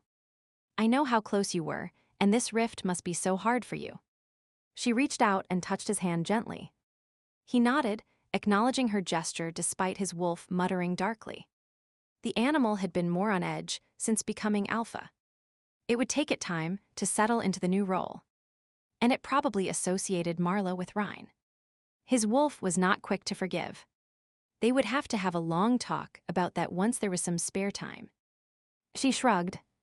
"Anyway, I was following his scent along the highway when it veered from the road and came this way. Thanks for the information, but you should not be here. Who knows how toxic this area is. I'll see if I can pick up Ryan's trail once we get you back to safety." He began to lead her away. "You are so good to me." She clasped his arm. "You are going to make a wonderful alpha." "Going to." He gave her a sideways look. She laughed. Sorry. We have been friends for so long, it's hard to remember you are Alpha. The smile faded from her face. The night Ryan issued the challenge, I tried to talk him out of it. She shook her head. You know what he can be like. Yes, he knew Ryan very well, or at least he thought he did. He surveyed the oil slick one more time. Ryan could be impulsive, but was he also vindictive? The rest of the week was spent getting the wheels in motion to deal with the oil spill. He issued his first edict as Alpha. No one was to use the water until they had a report back on its safety, and no one could go into the spill area without his express permission. Having no idea how far the contamination went, or if it had leached into the water table their wells drew from, he would rather err on the side of caution. Being Alpha of such a large pack was a busier job than he would realized. As Beta, he would had some inkling, but being the one responsible for all the decisions was tiring. It seemed he was always on call, everyone wanting a moment of his time. He yawned and scrubbed his face, his elbows resting on the desk in his new office. It was Friday night, and he was thinking fondly of evenings out with Ryan, visiting a local bar for a drink, a game of pool, and perhaps a bit of companionship. There was no time for that now. And no brother to do it with. A knock on the door had him sighing. Yes. William and a few members of the Council of Elders entered. Kane, we thought we'd find you here. One nodded in approval. Paperwork. He gestured towards the stack of reports at his elbow. What can I do for you? It's actually what we can do for you. A picture was handed to him, and he glanced at it, then did a double take. If he did not know better, he would swear it was the girl he would seen at the movies, the one who invaded his thoughts at the oddest of times and soothed him to sleep late at night. But it could not be, could it? Who is this? She is yours, William announced. Mine. He blinked, wondering how the council could know about his secret obsession. What do you mean? Most wolves, by the time they reach the status of Alpha, are mated. You are young, unattached, and far too busy dealing with our large pack to find your own mate. She is suitable. The elder speaking nodded as if it were a done deal. Now wait a minute. He pushed to his feet. William, is this another of those hurdles you mentioned? No, Kane. I am afraid not. William shook his head. Our pack is large, wealthy, and powerful.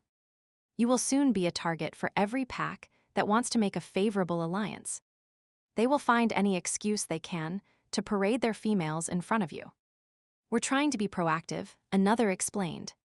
You have no attachment to any of our own females. This girl is from the Rock Valley pack. As you know, it's of equal status to ours. Her father is the Alpha and agrees it would be a suitable match. I have no plans, think about it, Kane. William interrupted and patted him on the shoulder. It would be good for you to have a mate, and an alliance between our packs would make us a formidable force when it came to negotiations. The others nodded. We'll take you to meet her next week. No pressure. He looked at the picture in his hands again. This turn of events completely blindsided him, and he could not even think of what to say. His silence must have been taken as agreement, for the council left, looking quite pleased.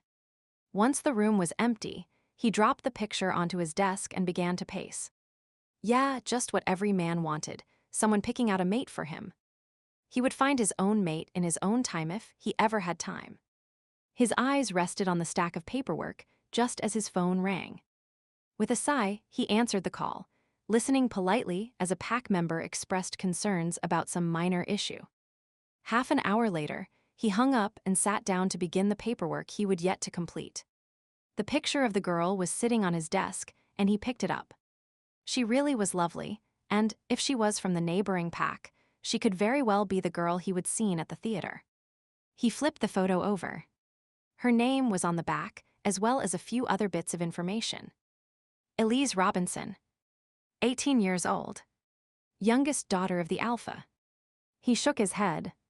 She was still a teenager, for heaven's sake. How could someone so young be the Alpha female? Setting the picture aside, he tried to continue working, except his eyes kept drifting back to the photo and her soft, gentle smile. There was a sweet innocence about her that drew him in. We will teach her, protect her, his wolf whispered. No, it was utter nonsense. Arranged marriages were archaic. The girl was probably mortified at the very idea. Chapter 8. What do you mean? She does not know. Kane ran his hands through his hair, not pleased with what he had just learned. It was exactly 1 week after the council had presented him with the idea of taking a mate. His own secret obsession with the girl and his wolf's prodding had made him agree to a meeting while not committing to anything. Now he stood in Alpha Robinson's office, and after an hour of negotiations, he would just discovered this girl, Elise, had no idea of what was in the works. There is no point in getting her hopes up if we decide the alliance is not favorable, is there? One of the elders explained. He scowled, not liking the air of subterfuge. Elise is young. Her head's in the clouds. Her father waved his hand negligently. Being an alpha's mate is every young girl's dream. Kane eyed the man. He seemed old to have a daughter so young, his hair liberally sprinkled with gray, lines around his eyes and mouth. There was a hard air about the man, as if he would closed himself off to all feeling. Did he have the slightest idea as to what his daughter really wanted? I'd still like to meet her. Kane pressed his point. You have seen her picture. She is pretty and usually quite biddable. She will bear you fine pups. The alpha rose from his seat and moved to a set of French doors, pulling the curtains aside. Once again Kane felt himself frowning, feeling this was more like negotiations to buy a broodmare. If you insist on seeing her, look here. She is in the backyard, right now warming up before her daily run. He walked to the door to look out, scanning the area until he caught sight of someone near the edge of the woods. His inner wolf perked its ears. It was definitely the girl from the theater. She was average height with long slim legs and gentle curves. Her dark brown hair was pulled back in a ponytail, and he caught glimpses of her smile and bright green eyes as she turned to talk to someone. Drawn by some inner need, he cracked open the door and inhaled, sorting through the scents until he caught hers. Yes. Exactly as he remembered. It seemed to curl around him, filling him with desire. His wolf growled in approval until a male appeared and stood beside the girl. Who is that with her? He spoke over his shoulder, not taking his eyes off her, resisting the urge to stalk over to where they stood and shove the man away. Brian Cooper, one of her friends. Do not worry, he's of no consequence. I have given him a stern warning not to touch her. I can guarantee she is a virgin. Wed want proof, of course. One of the elders spoke behind him, but Kane did not turn. His eyes were fixed on Elise, watching her move, hearing the sound of her laughter floating on the breeze. He paid little attention to the rest of the meeting. Both he and his wolf focused on the female. It would not be a hardship to be mated to her. As an alpha's daughter, she would understand his time would be occupied with pack business. Perhaps this would work. He would insist she be told, though. An unwilling mate did not appeal to him at all. Kane, I just heard the news. He looked up, his coffee cup half raised to his mouth, as Marla entered the kitchen of the pack house. What news is that? That you might be mated with some little girl from another pack in order to form an alliance. The entire pack is abuzz about it. He nodded. I am seriously considering it for the good of the pack. Our land borders theirs. It will ensure stability and peaceful relations, plus we'll be able to work together to keep out human developers and companies like Northern Oil. His own attraction to Elise was an added bonus. He did not feel needed to be mentioned. Kane, you are an amazing alpha, and this is very noble of you, but no one would want you to sacrifice your personal happiness. He smiled, appreciating her concern. Marla had taken to spending more time here now that Ryan was gonier supposedly gone. He would followed the scent trail she would told him about, and it did seem his brother had been in the area. Ryan's scent had also turned up in other areas as well, near leg traps, along pathways. His lips tightened as he wondered what the hell his brother was up to. Sabotaging the pack made no sense. Marla's explanation was that Ryan was unhinged. Perhaps she knew what she was talking about. She would have been the closest to him for the past few months.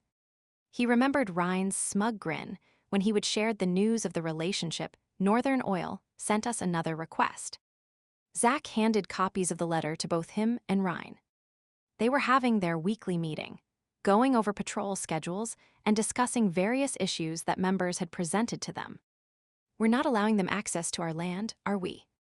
Kane scanned the contents of the letter before giving Zach a questioning look. Hell no. Zach shook his head. Marla's been looking into the matter. She says it's a very reputable company, Ryan murmured as he read.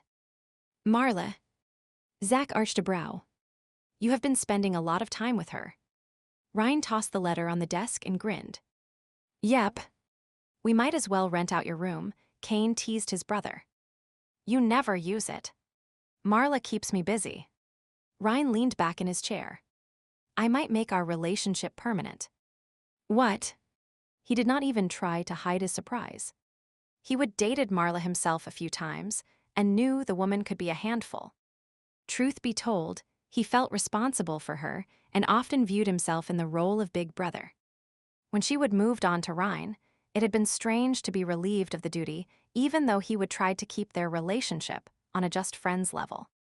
Marla had always been demanding of his time and attention, making their relationship out to be more than it was. It was her insecurity, of course, and he would let it slide, ignoring the rumors they would been deeply involved.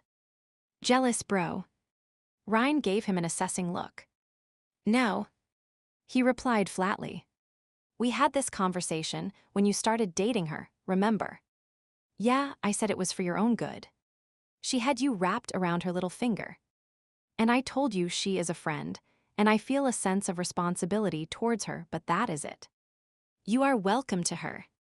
Zach interrupted. Enough of the posturing. Ryan, are you serious about this?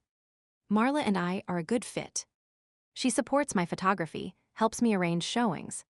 He smirked and gave a wink. Plus, there are other benefits, if you know what I mean.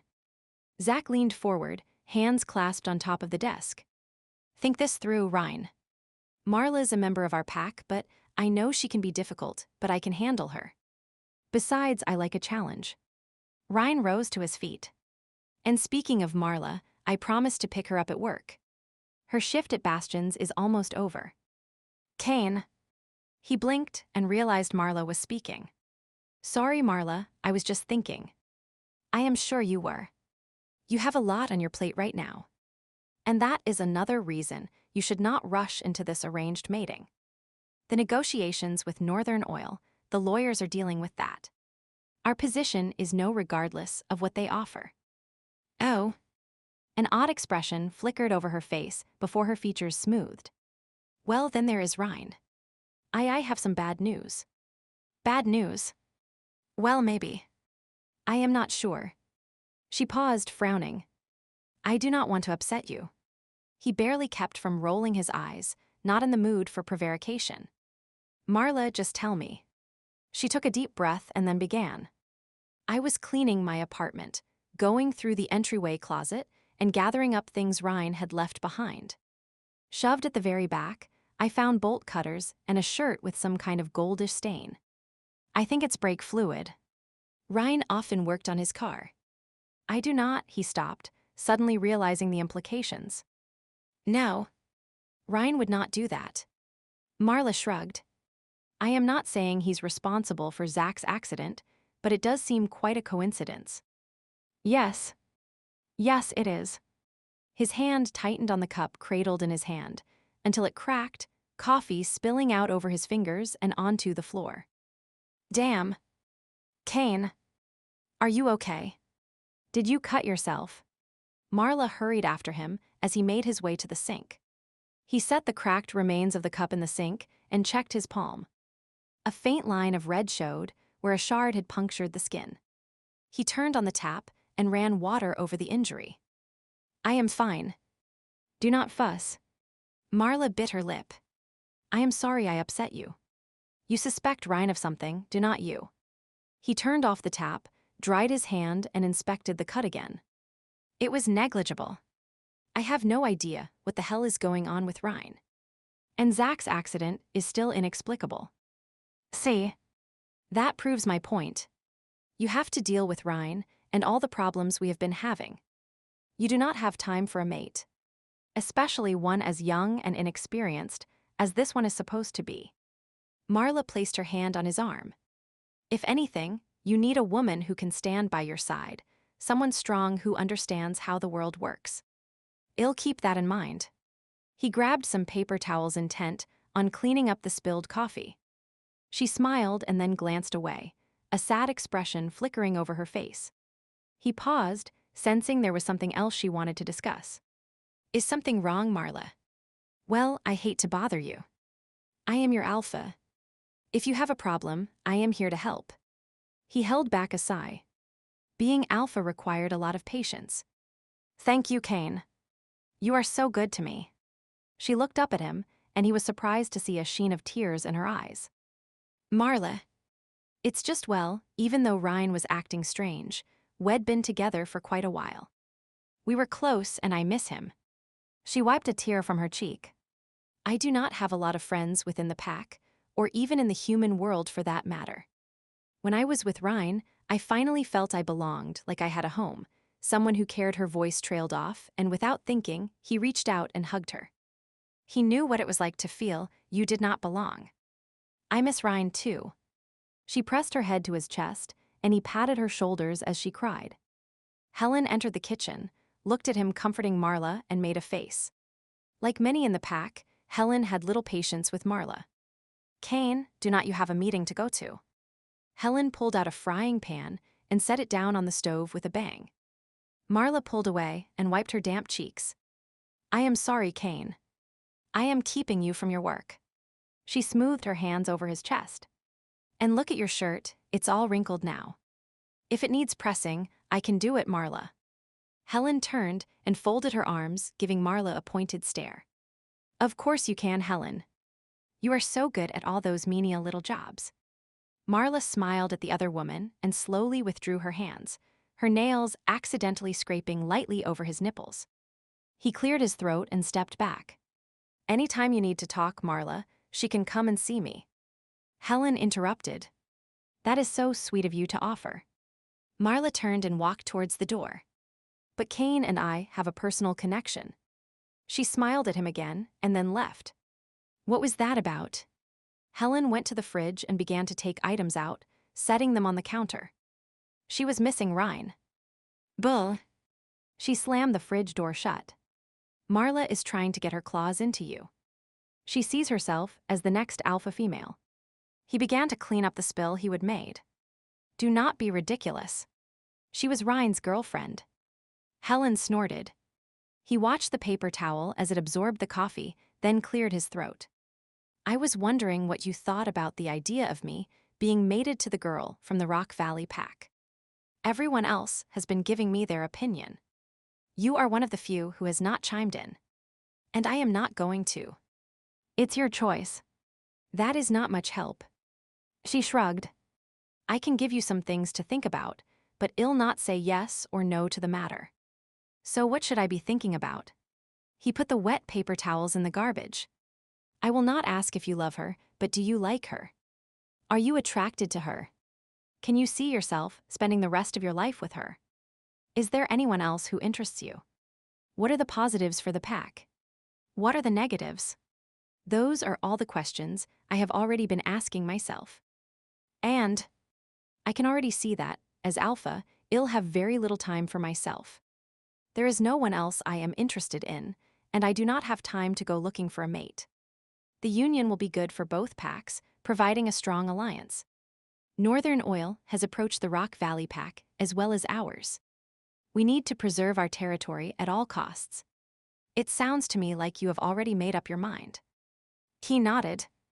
I am thinking I am going to do it. Helen raised her brows but did not say anything. That evening, after delivering the news of his decision to the council, he sat in his office and called an old friend. Hey Damien, how are you? Kane. Damien sounded surprised to hear from him. I thought you would be too busy doing alpha stuff to bother with a lowly enforcer like me. He smiled at the good-natured teasing. Yeah, well, I have to step out of my tower and mingle with the commoners occasionally. Keeps me humble. Damien snorted. So how do you like being alpha? It's good. Demanding, but it expected that. He would been the sole beta for some time, before Zach had added Ryan to help spread out the work. Eventually, he would need to consider a co-beta, but was holding off in the hopes Ryan might come around, though that seemed less likely with each passing day. And Ryan. He felt himself stiffen. Damn, but Damien always did have the knack for cutting to the core of things. I have no idea. Sorry. There was a pause. That challenge caused quite a stir. Rumors are flying all over the place here. Really? Damn. Hey, it was brother against brother. That shit does not happen often. And the fact that it was 2/3 of the Black Devil swell, we did gain some notoriety at the academy. Yeah, I suppose. He rubbed his neck, not happy that pack business was being bandied about Lycan Link. And when you let Ryan go, Damien gave a low whistle. I managed to see a copy of the report you sent in, and your reasoning. Your interpretation of the Book of the Law, how you brought the various clauses together. It caught the attention of some of the big wigs. They are going to keep their eye on you. Wait a minute. One part of Damien's statement caught his attention. How did you manage to see a copy of the report? They are not for public record. Damien laughed. How do you think? There was this cute blonde working in the archives office, and his voice trailed off suggestively. Never mind. I should have known. He shook his head. Damien liked the women a little too much. You will never settle for one female, will you? Actually, something in Damien's voice had him sitting up to listen. What? I have met this girl. And she is different. Her name is Bate, and she has the most beautiful dove gray eyes. Nice. She is quiet. Not my usual type, but there is something about her. I feel connected to her, protective. It kills me to be away from her. Sounds serious. Kane frowned as he listened, thinking Damien's description of his feelings for Bate were similar to his own towards Elise, even though they would yet to meet. Yeah. Silence, then Damien sighed. So what about you? Me? Well, that is why I am calling. I am being mated next week. What? No fucking way. Who is she? Kane chuckled. Damien's response was refreshing. As old friends, there was no deferring to rank, no motive behind his words. Just a pure, honest reply. It's a political alliance. Her name is Elise Robinson, and she is the Alpha's youngest daughter of the neighboring pack. A political alliance. I did not think packs did that shit anymore. She comes from a very traditional pack. Her father is old school. We have not actually met yet. I am sort of pissed off about that. He frowned, thinking how he would instructed his council of elders to work on the other Alpha about arranging a meeting, even a short one, ahead of time. If you have not met, how will you know if you can get along together? She is supposedly very quiet and biddable. Well, make it work. Better you than me. He felt the need to justify himself. It's for the good of the pack. We're battling increasing pressure from humans wanting to expand into our land. Damien made a non-committal noise. You always had a stronger sense of duty than the rest of us. Duty? Well, that was what being an Alpha was about, was not it? He cleared his throat. Anyway, I am calling to invite you to the ceremony. He shared the date and time. Okay, I'll see what I can do. It all depends on whether my unit gets called out on a rescue mission, though. Great. I'd really appreciate it if you could be there since Ryan. His voice trailed off. Understood. I still cannot believe Ryan did that. Part of him wanted to share the problems the pack had been having, and the evidence Marla had presented that implicated Ryan in Zach's crash. But did he really want to smear Ryan's reputation with his friend before gaining conclusive proof? A part of him still hoped there was an explanation for what was going on, an explanation that did not point to his brother. He hoped he was not being too big of a fool. Chapter 9. Kane and the Council of Elders arrived at Alpha Robinson's house early in the day. There were a number of formalities to be completed, fine details to be hashed out, papers to be signed. Jake, the pack beta, seemed a decent sort, but the alpha was still reserved and hard to get to know. When they finally left off negotiations for a break, Kane sought out his future father-in-law. "I am curious, where is Elise?" He would been waiting for her to join them, but 2 hours later, there was still no sign of his soon-to-be mate. "She will be here," the alpha assured him. "She is not interested in pack politics. And yet she has agreed to be an alpha's mate." He murmured, "She will be fine. You have no need to worry she will embarrass you." That was not my concern. He tried to explain himself, wondering if the man was being purposely obtuse. "I'd like to meet her, talk to her. Ensure she is fine with this. I have left a message for her to come here as soon as she gets home, but do not worry. She is my daughter. She will do her duty." Do her duty. It sounded like at least they would have that in common. About to ask another question, a door opened near the rear of the room, and he turned to see Elise enter. His wolf rumbled its approval, and he did the same. She looked just as he remembered. Long legs, a trim waist, nice breasts. Her lips were plump, and he wondered what it would be like to kiss her. Their gazes locked, and he was once again struck by her wide, green eyes. She flushed under his intense scrutiny, and he tried to give her a reassuring smile before turning to comment to her father. "I see she has arrived." The alpha turned and sighed. "And she has been out for a run again. Is that a problem?" He cocked his head. "I specifically asked her to stay close to the house today." He shook his head. "Give me a minute to speak with her before you come over, please." "Of course.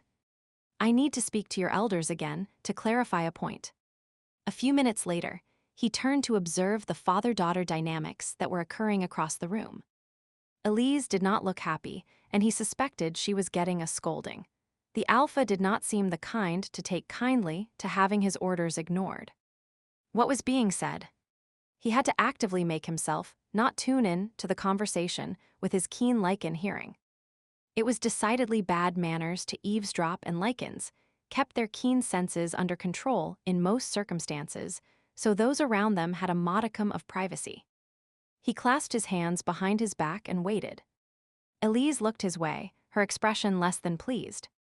Did she not know why he was here? He would expressly said he held back a growl. It would seem somewhere along the lines his wishes had been ignored. Perhaps Elise and her father had more in common than they realized, both following instructions only when it suited them. She turned away and argued some point, then her shoulders slumped. Tightening his lips, Kane decided to join them. At the last minute, he schooled his features into a more pleasant expression, not wanting her to think he was finding fault with her. "This must be your beautiful daughter I have been hearing so much about." He smiled at her, but she did not respond, seeming lost in thought. "Elise." Her father spoke sharply, and she gave a start. "I am pleased to meet you, Elise." He tried again, keeping his eyes steady on hers as he held out his hand. Hello." She did not take his hand until her father gave her a nudge. He smiled as he enveloped her small hand in his, a tingle of sexual awareness shooting up his arm. "I think we will suit each other." He nodded to her father and then gave her hand a squeeze. "I'll see you later at the ceremony." After flicking a look over the length of her again, he nodded and headed back to where the councils were meeting. His departure might have been abrupt, but the feel of her soft skin and her intoxicating scent were swamping his senses, causing his body to harden and his wolf to pace restlessly. Better to leave than embarrass himself. The afternoon passed quickly, with negotiations being completed, but no further sign of Elise, though he seemed to be the only one concerned about that point. "It's not unusual," William reassured him. "In ages past, you would not have even seen her until the ceremony. Do not push the alpha too much. He's a stickler for tradition, and with northern oil breathing down our necks, we need this alliance." Kane nodded. Maybe it was his own nerves that had him questioning what was going on. After all, spending an entire day in another wolf's pack house was enough to set any alpha on edge. Even as a welcome guest, his inner wolf was watchful, assessing those around them. Damien had sent him a message saying he would not be able to attend. Maybe if his friend had been there, he would have been more at ease. It would have been nice to have a member of the Black Devils watching his back. Dinner was announced, and they entered a large dining area with a long harvest table big enough to seat all the guests. Fall flowers and fine china decorated the table while meat, vegetables, and fresh rolls sat ready to be served. It was a spread that even Helen would have approved of had she been there. Elise slid into the chair beside him, and he gave her a nod in greeting. Speeches were given throughout the meal, so there was no room for conversation. He did his best to appear interested in each speaker, while casting sidelong looks at her. She was picking at her food, only occasionally glancing up to scan the crowd, often focusing on the far corner. He followed the direction of her gaze and saw a young man with brown hair glaring at him. Had the boy had his hopes set on Elise? Kane eyed his soon-to-be mate. She was pale, her hands clasped tightly in her lap as she nodded at the server who removed her plate. The meal was over, and he would not noticed her eating even a bite. Was it just nerves or something more? Before he could decide, they were called to the front. He stood and offered her his arm. She took a deep breath, lifted her chin, and joined him. All eyes were on them as they took their place before her father. As Alpha, he would preside over the ceremony. Clasp each other's hands and extend them over the book of the law. Kane took Elise's hand. It felt cold and trembled slightly. He rubbed his thumb over the back, trying to offer some comfort. Her father began to speak. From the moment of first transformation when a Lycan meets its inner wolf, the two become a single unit, one and yet distinct. They are joined in a way that cannot be separated, living together, sharing thoughts and feelings, each dependent on the other for survival. But such a union is not enough. Lycans were not made to be alone. They require a mate to share their life, to procreate, to build a pack. The Alpha looked at those gathered. It is for this reason representatives of our pack have gathered. Tonight, under the light of the moon, a sacred symbol given to us by the gods, we assemble to witness this union. Are there any opposed? Kane watched as Elise bit her lip and half-turned. He did the same and noticed the same young man again. There was no doubt the fellow was not happy, yet he made no protest. Inwardly, Kane's wolf sneered. He is but a pup. When no one spoke, the Alpha continued. Kane and Elise, tonight you are formally mated before your pack, under the light of the gods. As mates, you must put the needs of the other before your own, work together in partnership for the good of the pack, and raise your pups to know the ways of our people. He took out a leather cord and began to tie their wrists together, wrapping it in an intricate pattern. This cord that binds you together represents the strength of your bond, a bond that will last until death. Once it is knotted, you are no longer two but one, accepting no other mate, faithful and supportive. Do you agree? Kane nodded. I do. Elise wet her lips and then replied in a whisper. I do. Then so be it. The Alpha completed tying the knot, giving it a firm tug before stepping back. It is done. Kane and Elise, you are mates. Applause filled the room, even a few howls. Some reached out to pat Kane on the back, while others congratulated Elise. Finally, they managed to exit the pack house, and he gave a sigh of relief. It was good to be outside.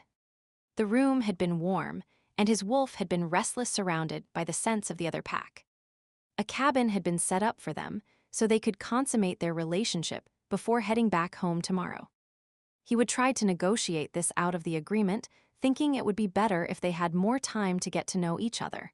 But the elders of her pack had been adamant. Why, he was not sure. It was not like he would change his mind and send her back. They walked along, hands tied together, the moon lighting the path. He felt he should say something, but was oddly tongue-tied. Their footsteps crunched on the gravel path, crickets chirring in the background as they approached the cabin. It was an older building made of logs and surrounded by trees on three sides. Their feet thumped on the wooden porch, and he cursed to himself as he fumbled with the door latch. His dominant hand was still tied to Elise's. When the door opened, he wondered if he should attempt to carry her over the threshold human fashion. He dismissed the idea almost as soon as he thought of it. No, she might not appreciate the gesture. Instead, he stepped aside so she could enter first and followed her close behind. After turning on the light, He looked around, taking in the small kitchenette, eating area, and a sofa in front of a fireplace. There was a door to the left that likely led to a bedroom and bathroom. Well, his voice sounded unusually loud after the silence between them. Elise gave a start, her eyes seeming wider than usual. He gave a soft and hopefully encouraging smile. The first order of business would be to remove this, would not you say? He held up their joined wrists, and she nodded in agreement. Pulling a pocket knife from his pocket, he followed tradition and cut the rope. Untying the knot was considered bad luck, a symbol their bond was not strong enough to withstand outside influences. Elise pulled her arm away and rubbed her wrist, as did he. The rope had not been tied that tightly, but his skin was still irritated from it. We have a similar reaction to being imprisoned, I see. He nodded towards the action of her hands. Yes. She did not elaborate, and silence stretched between them again. Damn, this was awkward. He rubbed his neck and stared around the room, not quite sure what to do or say. Hopping into the sack and having sex with someone who was obviously nervous around him was not an easy thing to negotiate. It's getting late. Would you like to use the bathroom first? All right. He watched her leave the room and sighed. Yeah, awkward to the nth degree. The leather tie was on the ground where it had fallen, and he picked it up, fingering the soft material. Usually the female saved the tie as a memento of the occasion, but Elise had not even looked at it. Had he made a mistake agreeing to this? She had not said anything, had not protested, and yet he put the tie on the table. It was an important symbol to him, and he hoped one day Elise would feel the same. Chapter 10, Kane paced the small bedroom, listening to the sounds of Elise in the shower.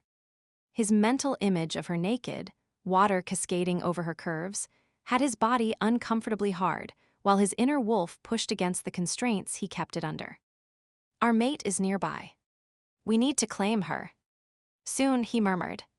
We cannot just jump her. She is a virgin. We need to go slowly. Nothing is to be gained by waiting here, though. Perhaps the animal was right. If he went to her, it might be easier. With a nod, he stripped and then walked naked into the steamy bathroom. Through the shower curtain he could see her shadow, vague and yet seductive, as she stretched up an arm to wash it, then ran her hand over her breast. His cock sprang to attention and, all hesitation gone, stepped forward, pulling the shower curtain back and climbing in behind her. He touched her upper arms. She squealed and tried to pull away. Thinking she would slip and fall, he tightened his grip and pulled her back against him. It's just me. I decided to join you. He massaged her shoulders, then ran his hands up and down her arms, marveling at the feel of her. She seemed so tiny and delicate compared to himself. You are a slight little thing, are not you? Yes. Her muscles tensed again. Maybe joining her had not been the best idea after all, but he was not going to backpedal. There really was no easy way around the fact they had to consummate their relationship tonight. Elise, I know this is awkward, but try to relax and make it as easy on you as possible. She nodded, and he trailed his lips down her neck. A shiver ran through her, and he smiled at her reaction. She was not averse to his touch. He encircled her waist with his hands, then slid them up to cup her breasts. They were the perfect size, filling his palms with their weight. When he tweaked her nipples, she gasped and moved, her butt nudging his aching flesh. He barely stifled a groan as he nuzzled the tender skin of her neck. You are so soft. Rumbling his approval, he spun her around and kissed her, brushing lips over hers, smiling when she responded. He deepened the kiss, stroking her tongue, advancing and retreating until she joined in the gentle duel. The taste of her, the scent of her, it consumed him, stoking the fire that already burned within. He slid his hands down her back to cup her buttocks, drawing them closer together. She grasped his biceps, leaning into him, making soft sounds of pleasure. His erection was pressed to her warm stomach, and he quivered in anticipation of being inside her. Unable to wait, he picked her up and carried her to the bedroom, setting her on the mattress. For a moment he stared at her, frozen in place by his mate's beauty.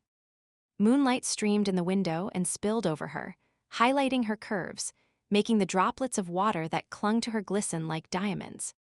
He anticipated licking each one them from her skin.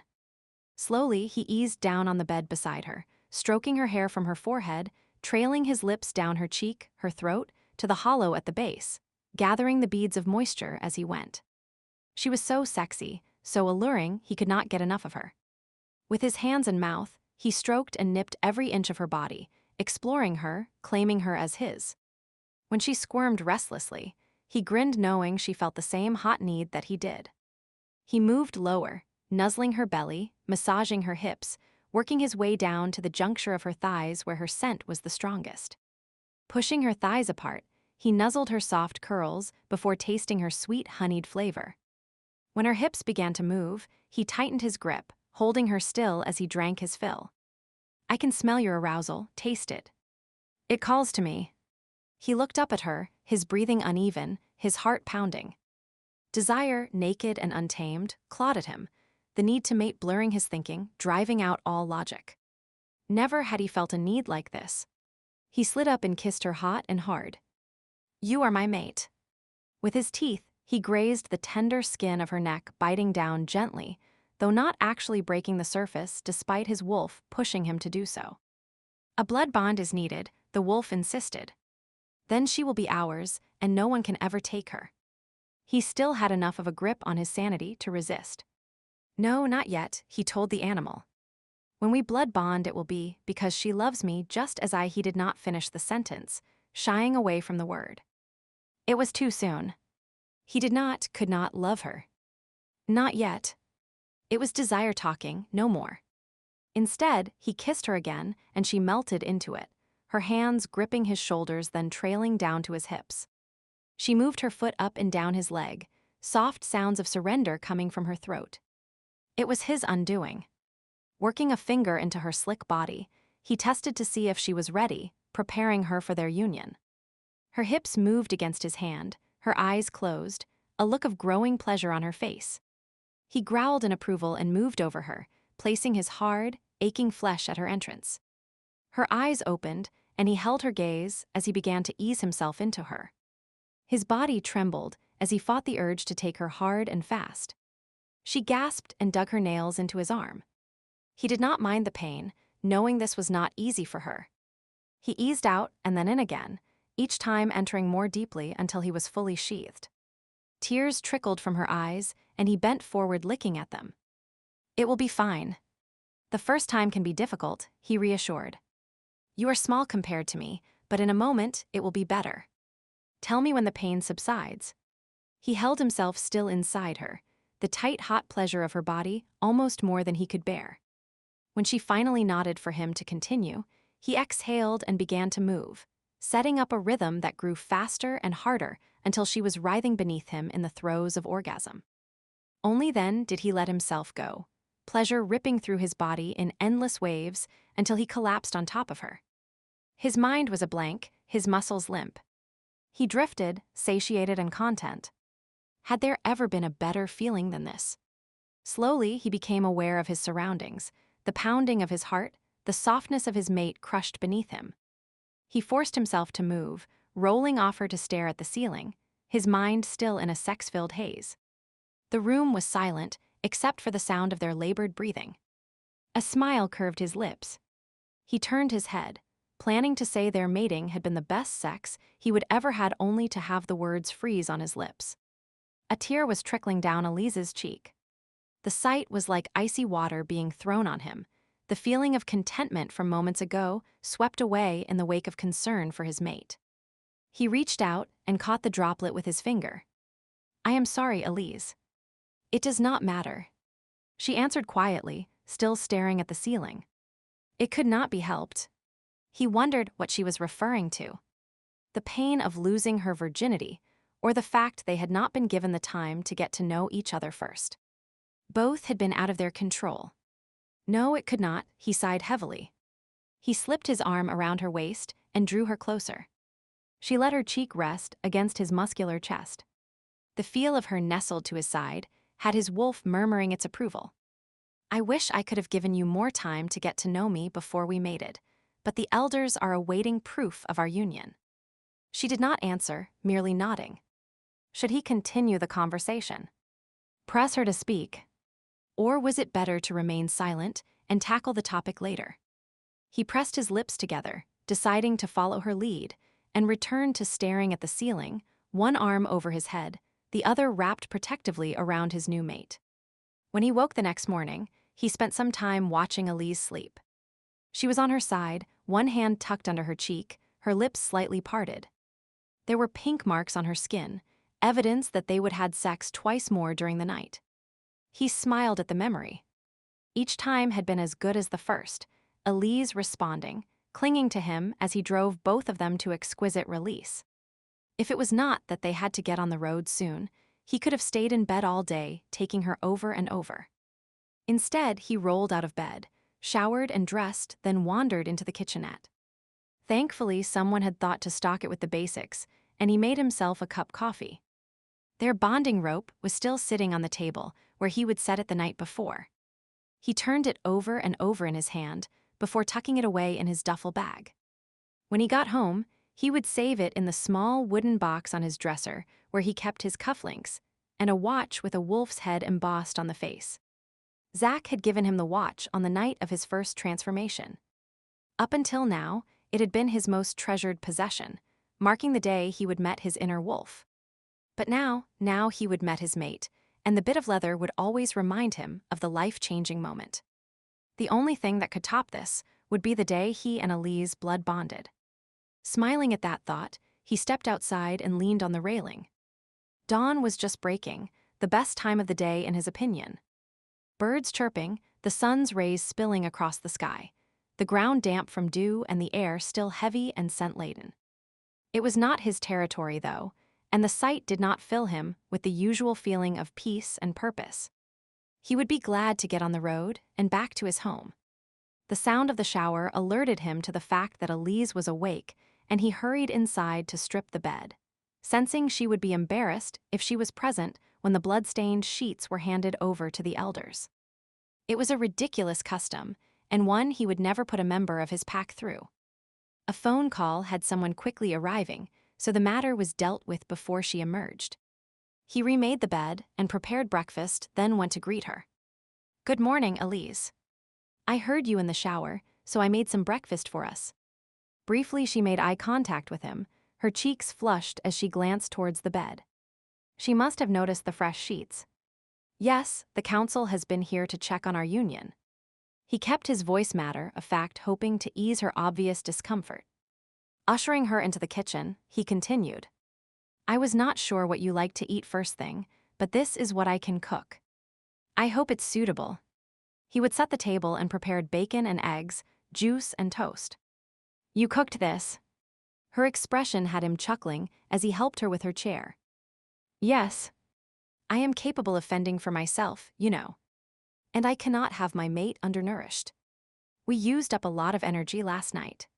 He pressed a kiss on her cheek and gave her a casual caress before sitting down across from her. She would not spoken much, yet, so he decided to devote the meal to trying to get to know her better. We'll need to take a few days to get used to each other, to become acquainted with various likes and dislikes. "Is there anything you are not fond of eating?" Not really." Not the most enlightening response, but at least she was talking. He plowed on. "Good. I'll eat almost anything myself. Do you like to read? Watch movies?" Her responses were short at first, but eventually she seemed to relax and began to expand on her answers. He felt his own inner tension begin to ease. They were finally making some progress. Our territories adjoin, and with our packs under an alliance, we technically have miles and miles of forest to roam in now. He leaned back, a cup of coffee in his hand. "Personally, I love a good run over rugged terrain. How about you? When I first saw you, it was apparent that you would just come in from exercising." "Yes, I'd been out with a friend." Her smile faded. He recalled the young man and struggled to keep his voice calm. "And this friend, would he be the young male who was shooting daggers at me yesterday? Tall with sandy hair and about 20 years of age?" "Yes. That was Brian." He had hoped to speak to my father about being my mate. She looked away. He could see a sheen of tears forming in her eyes, and a cold, heavy feeling filled his gut. And you? How did you feel about that? She looked down and answered softly. I was hoping for the same thing. I see. He was silent, cursing under his breath. He would had his suspicions. Damn, why had not he pressed harder for an opportunity to talk to her ahead of time? Because he would allowed his infatuation with her to cloud his judgment, that is why. And yet, his wolf asked, would you have been willing to walk away and let that pup have her? He knew he would not. Call it arrogance, but he knew she was meant to be his, and he would not give her up. Knowing that, how should he respond to her? Sighing heavily, he spoke. I am not surprised. You are a beautiful female, and it would be strange if no one in your pack had wanted to mate you. He chose his words carefully. You know, Elise, sometimes our lives have moments of great disappointment. It's difficult at the time, but we have to move beyond. He reached across the table and put a finger under her chin, forcing her to look up at him. Our being mated was of great importance to the well-being of both our packs. It's our duty to them to make this work, agreed. He gazed into her eyes, willing her to agree. A beat passed, then another. Concern rose within him. If she balked at the idea, she nodded. He gave no outward sign of his relief, but his inner wolf was pleased. Already we are of one accord. The animal lifted its chin. In some areas, he cautioned. But we cannot expect everything to go smoothly. If we blood bond with her when the time is right, he murmured. The wolf slid him a look of disgust, but he paid it no mind. Standing, he extended his hand to Elise and pulled her to her feet.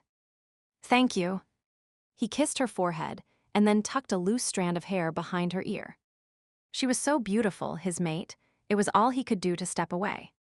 He knew, however, he needed to give her time and space, not push too much, let her find her own way. I need to meet with the elders, but should only be half an hour. When I get back, will you go on a run with me and give me a tour of your land? Okay. He could not resist and gave her a passionate, branding kiss before quickly leaving. If he would stayed, he knew he would have dragged her back to bed. Chapter 11, he kept his final meeting with the Rock Valley Council as short as possible. Their traditional pack did not suit him, and he knew Elise was waiting for him. He would rather spend time with her. Thinking of the kiss he would given her before leaving, he headed to the edge of the woods, anticipating more of the same. However, as he approached, he found the pup, Brian, stroking his mate's face.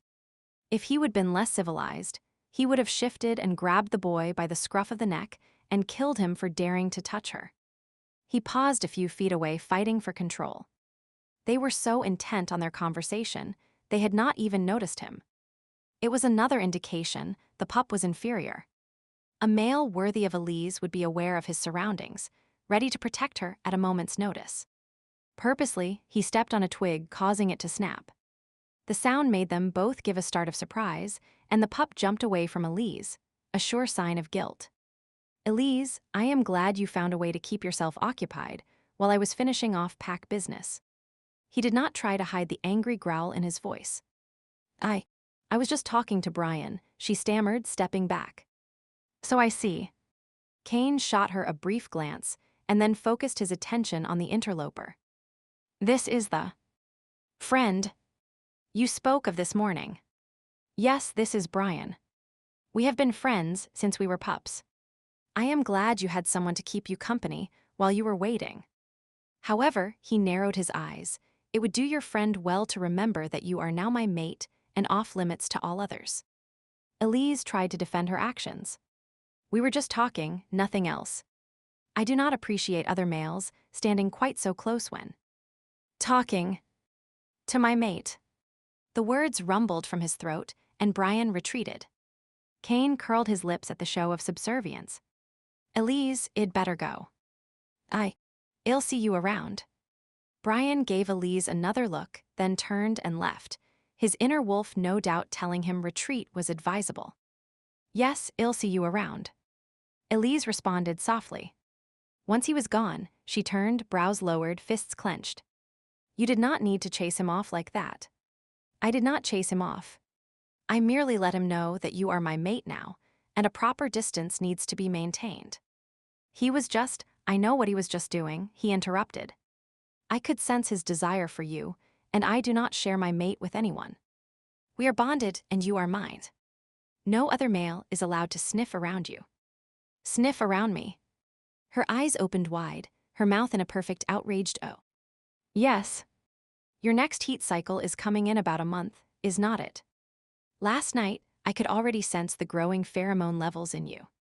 He might not be consciously aware of them yet, but in another few days he will. That boy needs to remember you are off limits before his instincts to mount a fertile female, because him to make a grave mistake. He knew he was being crude, but he did not care. The alpha wolf in him was staking its claim.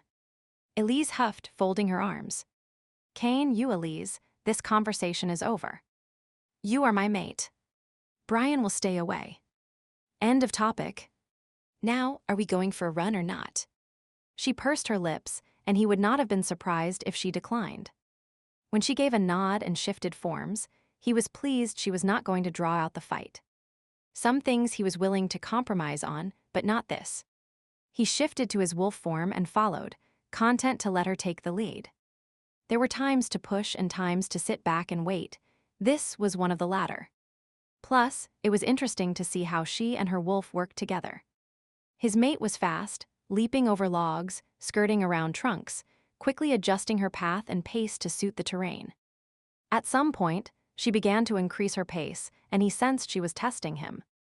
Seamlessly, he adjusted his pace to hers, maintaining the same distance between them regardless of how many times she changed her pace. Perhaps the fact she had not bested him yet was what caused her to veer off the path heading for rougher terrain. She took them down a slope, over a stream and up the opposite bank. It was as she was about to leap over a pile of brush that a scent caught his attention. With a burst of speed, he slammed into her, the momentum knocking her to the ground with him landing on top of her. He pressed his teeth to her throat to end her instinctive struggles. When she finally stilled, he released his hold. As one, they shifted back to human form, and she glared at him, her breathing heavy. Why did you do that? She panted. There is a leg trap directly ahead of you. A few more yards, and you would have stepped in it. Elise turned and scanned the area ahead of her. He could tell the moment she spotted the trap by the shudder that passed over her. He was thankful he had been at the pack house that morning when the scouts had reported in. Poachers were seen in the area. We're near the edge of the property, so I was on the lookout. Rest here for a minute. I am going to spring that one and then see what else I can find.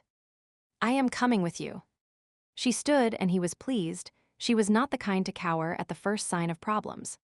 Fine, but stay behind me. He searched for a sturdy stick and then used it to trigger the trap. It was an older model, with sharp metal teeth designed to dig into the flesh of any creature unfortunate enough to step in it. Elise jumped as the trap sprang shut, snapping the stick in two, and he gave her a meaningful look. That could have been her leg. For the next half hour, they scoured the edge of the property, discovering 4 more traps. Satisfied he had done a complete search, he gathered the traps into a pile and marked the location so they could be collected later. There was no point in leaving them for the hunters to reset.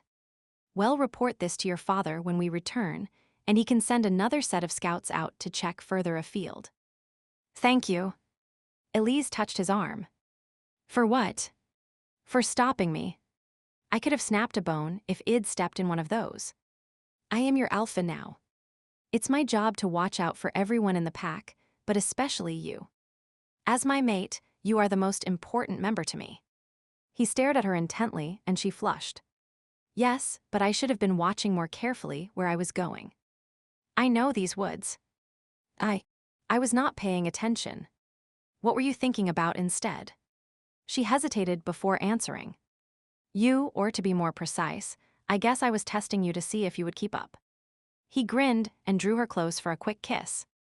Rest assured, Elise, no matter what you dish out, I will keep up with you. They shifted back into wolf form, and this time he led the way to the edge of the woods. When they arrived at the cabin, Elise headed inside while he went to the main house to tell her father about the traps. By the time he returned, she was asleep, no doubt tired from the events of the past 24 hours. They would have to leave soon, but he let her rest while he showered. He would just toweled off and was getting dressed when a sound behind him drew his attention. Elise was waking up, her hair tousled, her eyes still heavy with sleep. "I see you are awake." "Huh. What time is it?" She rubbed her eyes. "Almost noon. You must have been tired after our run." He turned and grabbed a shirt, only to pause when he noticed her frowning. "What happened to your side?" He shrugged, knowing she was referring to the scar from the challenge. While Lycans healed quickly, there was still a noticeable mark. "Nothing. Just a scratch from a fight."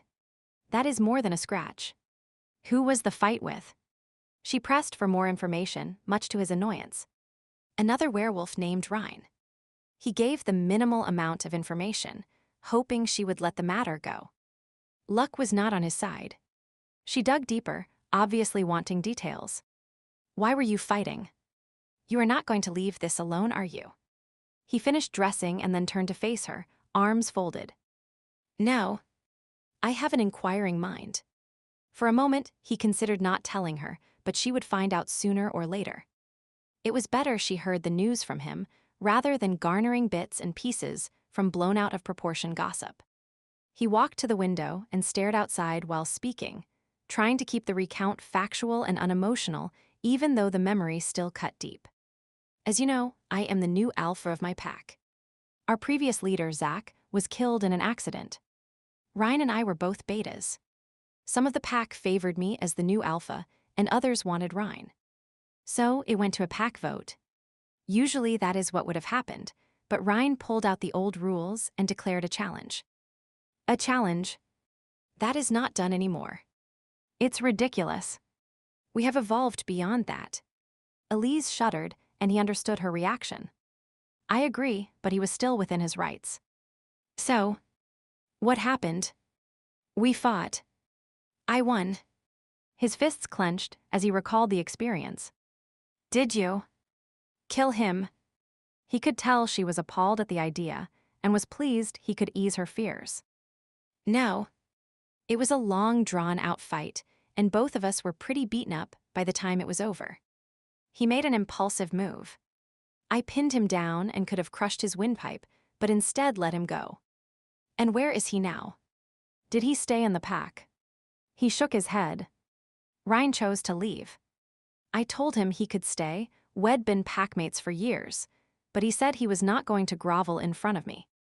He was bitter and said some crazy things. Why he would omitted to mention Ryan was his half-brother, he was not sure. Perhaps it was because that wound was still especially sensitive." He gave what he hoped was a negligent shrug, but knew, despite his efforts, the tone of his voice when he spoke belied his outward lack of concern. "In the long run, it's probably best he's gone. There would have been too much division in the pack if he would stayed. And is the pack united behind you now? Even Ryan's supporters?" "Yes. The pack mentality still runs through all of our blood. The strongest member is the leader, and we instinctively accept that." He raised his chin as he spoke. "I proved myself, and the others are at peace with the results." He turned to look at her, curious what her reaction would be to the story. She gave him a slight smile. "I am glad you won, and that you healed well from your fight." "Thanks." His heart warmed at her concern, and his wolf murmured its approval. "She already has some feeling for us." He gave a barely perceptible nod.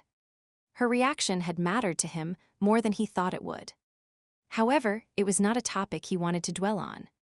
It was a while ago, all water under the bridge now. Picking up his watch, he checked the time. "You need to get up and get dressed. We'll be leaving in about an hour." "Leaving?" She sounded surprised. "Yes. I need to return to my pack. It's only about an hour's drive, but I want to get back in good time so that you can see your new home before it's dark." Chapter 12, Kane stood by his truck, the passenger door open so he could help Elise inside. The back was loaded with boxes of her things. All that was needed was for her to finish her goodbyes. He watched the interaction with interest. Every pack's dynamics were different. The beta's wife seemed to be the equivalent of Helen, running the pack house and handing out motherly advice. She was fussing over Elise, fixing her hair as a mother might before sending a child off to school for the day, reminding her to come visit before giving her a hug and passing her off to Jake. Jake, the beta, must have had a close relationship with Elise. He gave her a one-armed hug, then kept her there as Elise rested her head against his chest. She appeared to take an extra deep breath, as if being near the man provided comfort. Kane cocked his head. Had the beta assumed a fatherly role in Elise's life? It would make sense given the alpha seemed distant and withdrawn. "I'll miss you, Jake." There was an unmistakable sadness in Elise's voice, causing Kane to once again wonder if he would made a mistake. The past could not be changed, though. They were mates now, and he was not going to let her go. The beta kissed the top of Elise's head, and she turned to her father next. She stood before him, an awkwardness filling the space between them before he gave her a stiff hug and whispered something to her. She nodded and pulled away. With a strained smile on her face, she descended the steps and climbed into the truck. Kane closed the door and rounded the vehicle, while Elise gave a final wave. "All set." She nodded, and he started the truck. Her chin was trembling, and he opened his mouth to speak, but there was nothing he could say that would make the parting easier. It was better to get it over with. His hands gripped the steering wheel and he sighed, put the truck in gear, and drove away. He tried to start a conversation with comments about the weather, the scenery, a humorous billboard they passed, but Elise seemed disinclined to talk. To fill the silence, he flipped on the radio, letting the music make up for the lack of discussion. A sideways glance showed Elise with her head leaning against the window, staring blankly at the passing landscape. His lips tightened as he recalled what it was like to leave a place he would considered home. It had happened all too often when he had been younger.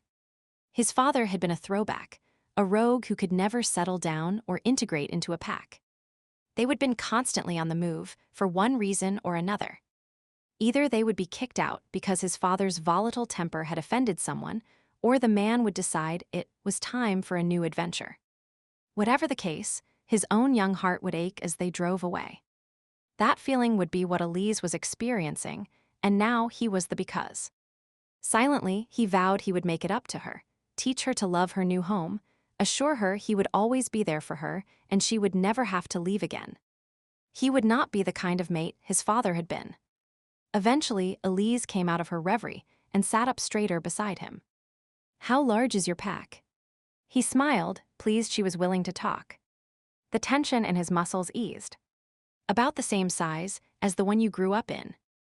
Our alpha house has 6 bedrooms and 4 baths, office space, a living room, a large dining area, and a kitchen. The basement was recently renovated and is a multi-purpose room for meetings with a media center, pool table, and play area for the young ones. It sounds nice. Who shares the house with you? Besides yourself." He grinned over at her before returning his attention to the road. "My beta is John, and his mate's name is Carrie. They are expecting their first in a few months. Zach's widow, he was the previous alpha, she has continued to stay there as well. Her name is Helen." Elise nodded. "There are always people in and out of our house. I mean my father's house. Is yours similar?" "Yeah, sometimes it's a 3-ring circus. With you arriving, it will probably be especially busy, as everyone will want to stop by to meet you." He noticed she bit her lip, waves of wariness coming off her.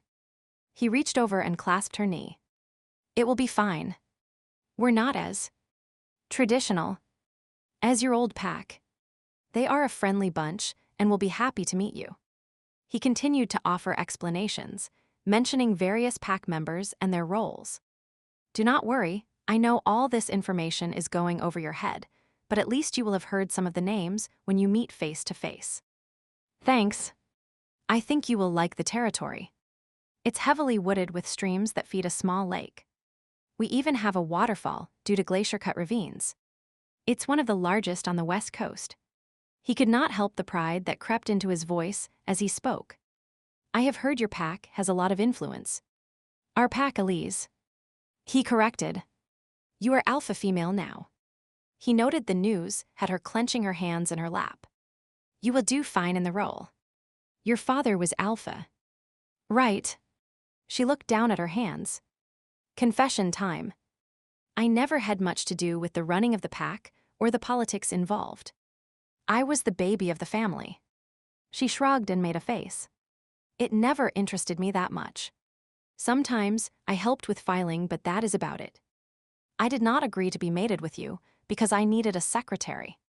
Helen and Carrie will help you learn the ropes. I suppose. A dinging sound from the dashboard interrupted the conversation. Looks like we need to get gas. There is a place on the edge of town. I have to stop at the hardware store as well. As quickly as possible, he completed his errands. Now that he was back on home turf, his mind was full of the long list of things he had to do. He had been away for almost 48 hours, and while John was in charge during his absence, there always seemed to be things that needed the Alpha's exclusive attention. Elise would understand that, though. Even if she had not been involved in running the pack, she would be aware of how busy her father had always been. He stowed his purchases in the back of the truck and climbed back into the cab. Sorry to keep you waiting. That is okay. I was people watching while you were gone. Smythton is a nice place. Not too big, but large enough that it has the needed amenities. People are not too nosy, either, which is a bonus. I'll have to bring you into town one day and show you around. That sounds nice. He nodded. Just a few more miles, and we'll be home.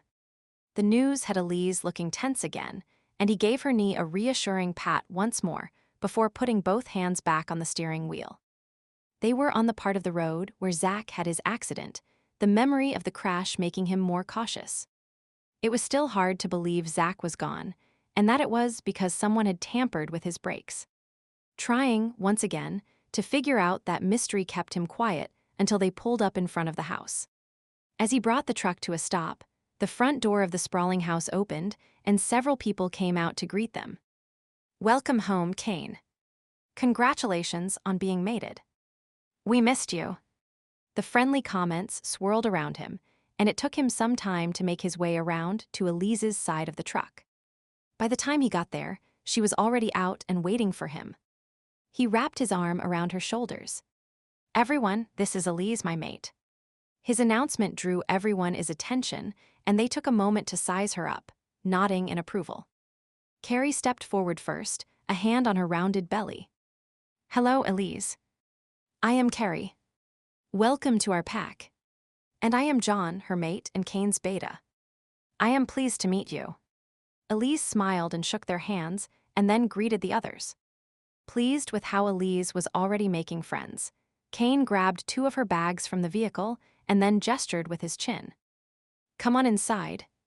The others will bring the rest of your things.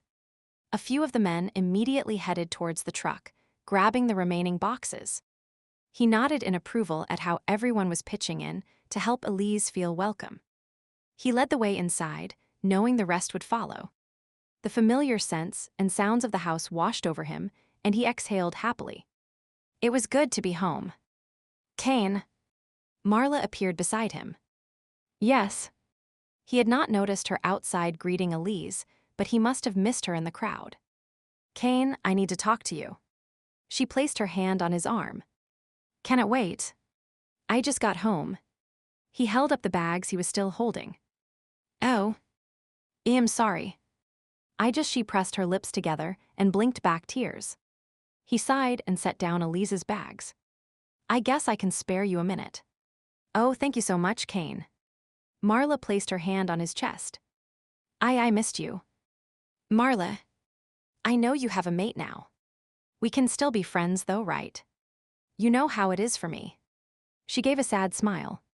With Ryan gone, and no family guilt washed over him, as she mentioned not having a family.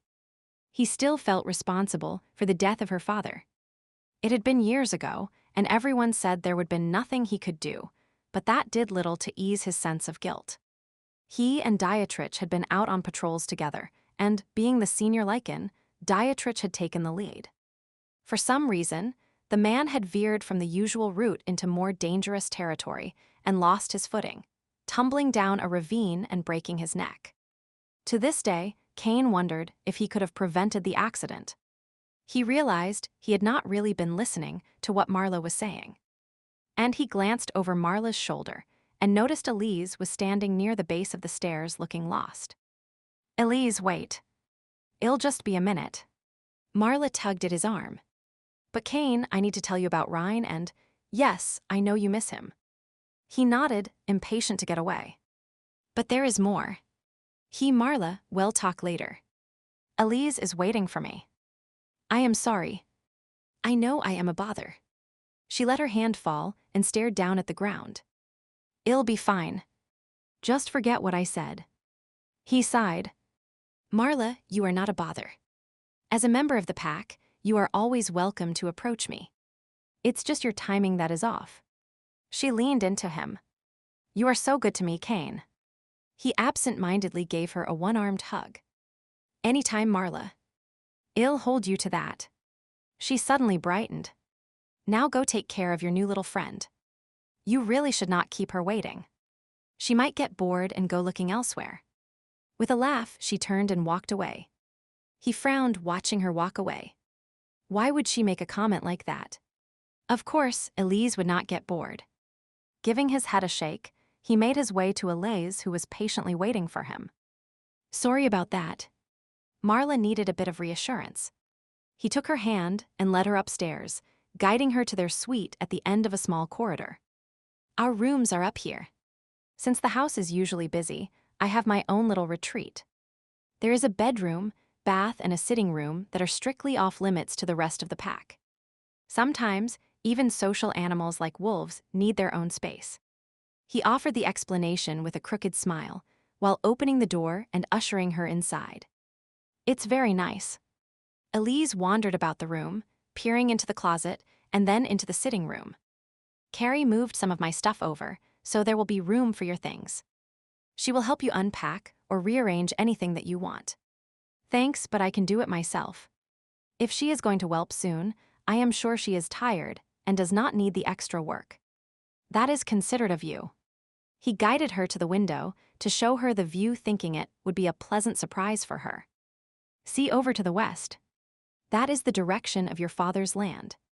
Of course, you cannot see it, but possibly it will make your old pack seem not quite so far away." She seemed pleased and looked up at him with a smile.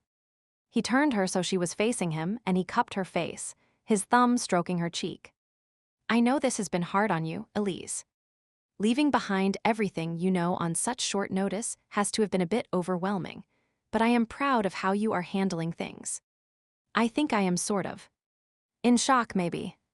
She furrowed her brow. "Everything happened so fast that I did not have time to think or react. I just instinctively followed the Alpha's orders." She shrugged and sighed. "Besides, there really was not much choice, was there?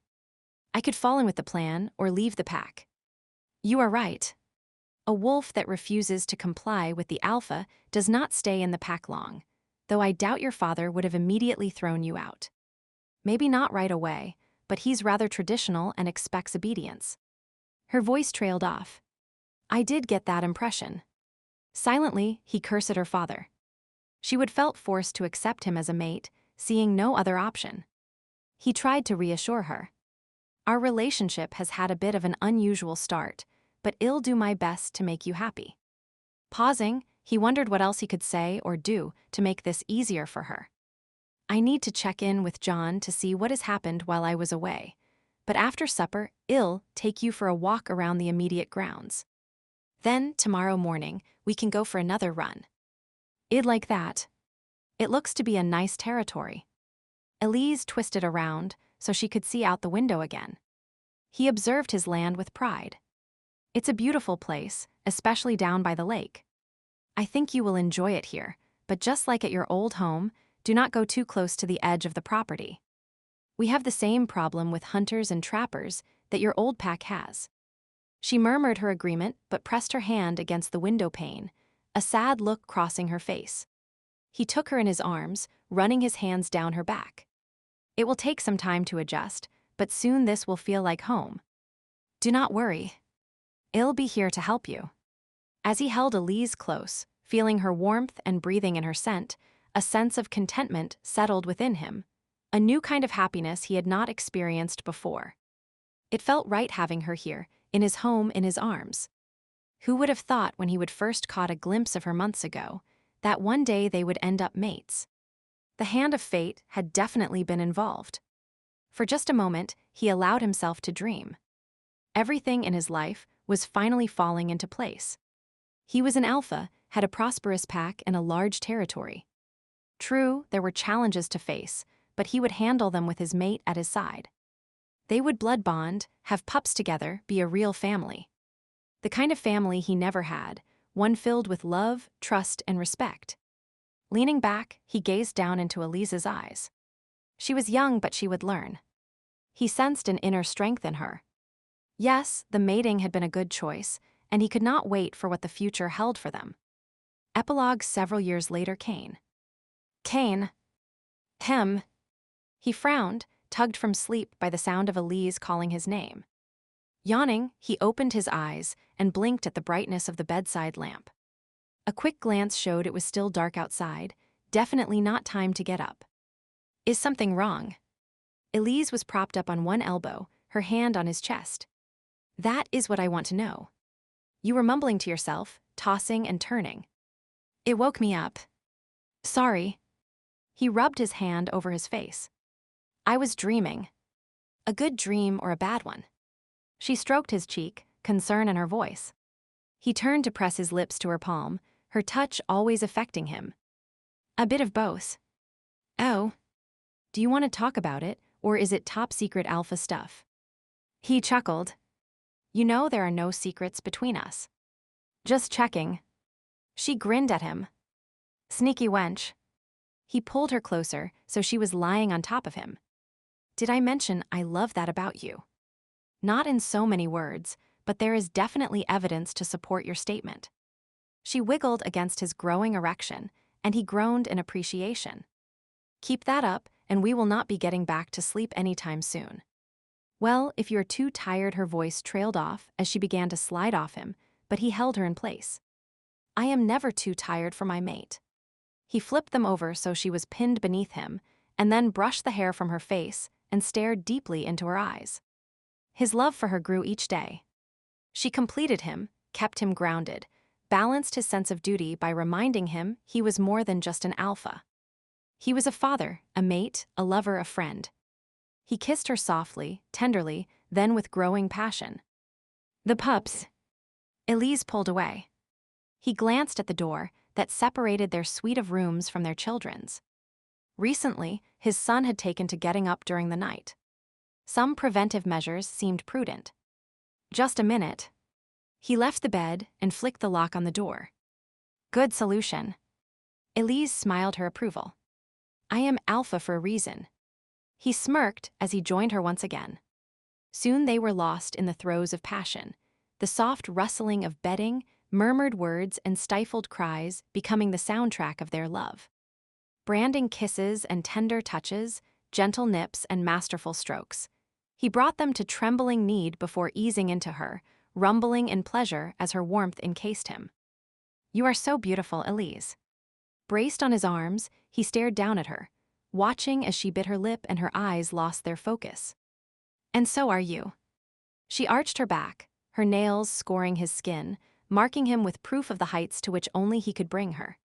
Alphas are not beautiful. We're rugged, strong, tough. He emphasized each word with a slow stroke before pausing, holding himself still, enjoying the feel of her heat surrounding him. I changed my mind. You are a teasing bastard. She gasped the words. He grinned before giving her a kiss. His mate, his love. He could watch her writhing beneath him forever, however his self-control was slipping. Giving in to his own need, he began to move, increasing the pace of his thrusts, going deeper, striving to blend them into one. He drove them to the edge of exquisite tension, and then, after drawing out that perfect moment as long as possible, pushed them over so they touched the stars and exploded in a burst of sensual gratification.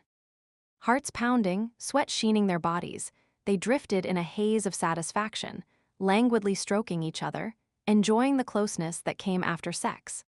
Eventually, he sighed and rolled over, tucking Elise to his side and pulling up the covers as the night air chilled their dampened skin. "You never did tell me about your dream," Elise murmured as she drew an idle pattern on his chest. "I did not." He gave a lopsided grin. "You distracted me, as I recall."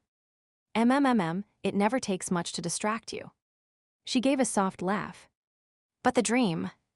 It was about the first time I saw you. At my father's house. I remember walking into the room and seeing you. You were gorgeous with your dark hair and broad, muscular shoulders, but the look you gave me," she shivered. "It was as if you were stripping me naked, and it turned me into a nervous wreck." "Really?" "I did not notice," he replied tongue-in-cheek. "But the fact is, I'd been fantasizing about you already." "What do you mean?" She turned so she was looking him in the eye. "I saw you at a movie theater a few months earlier. You never told me that." He shrugged. "I had not thought about it for ages. For some reason, my mind dredged it up tonight. Maybe it's that article Lycan link wants to do about you." "Could be." "Well, whatever the reason, I want to hear the story first before it gets spread all over the world." She pinned him a stern look. "Spill the beans, mister." "Sinclair." "Yes, madam." He gave her a mock salute, then hitched himself up against the headboard. Giggling, she snuggled against his side. He stared down at her, tracing her features with the tip of his finger, memories of a day long ago filling his mind once again. "It all started when I was at the movie theater and saw the most beautiful girl in the world." The end. I hope you enjoyed listening to Audiobook.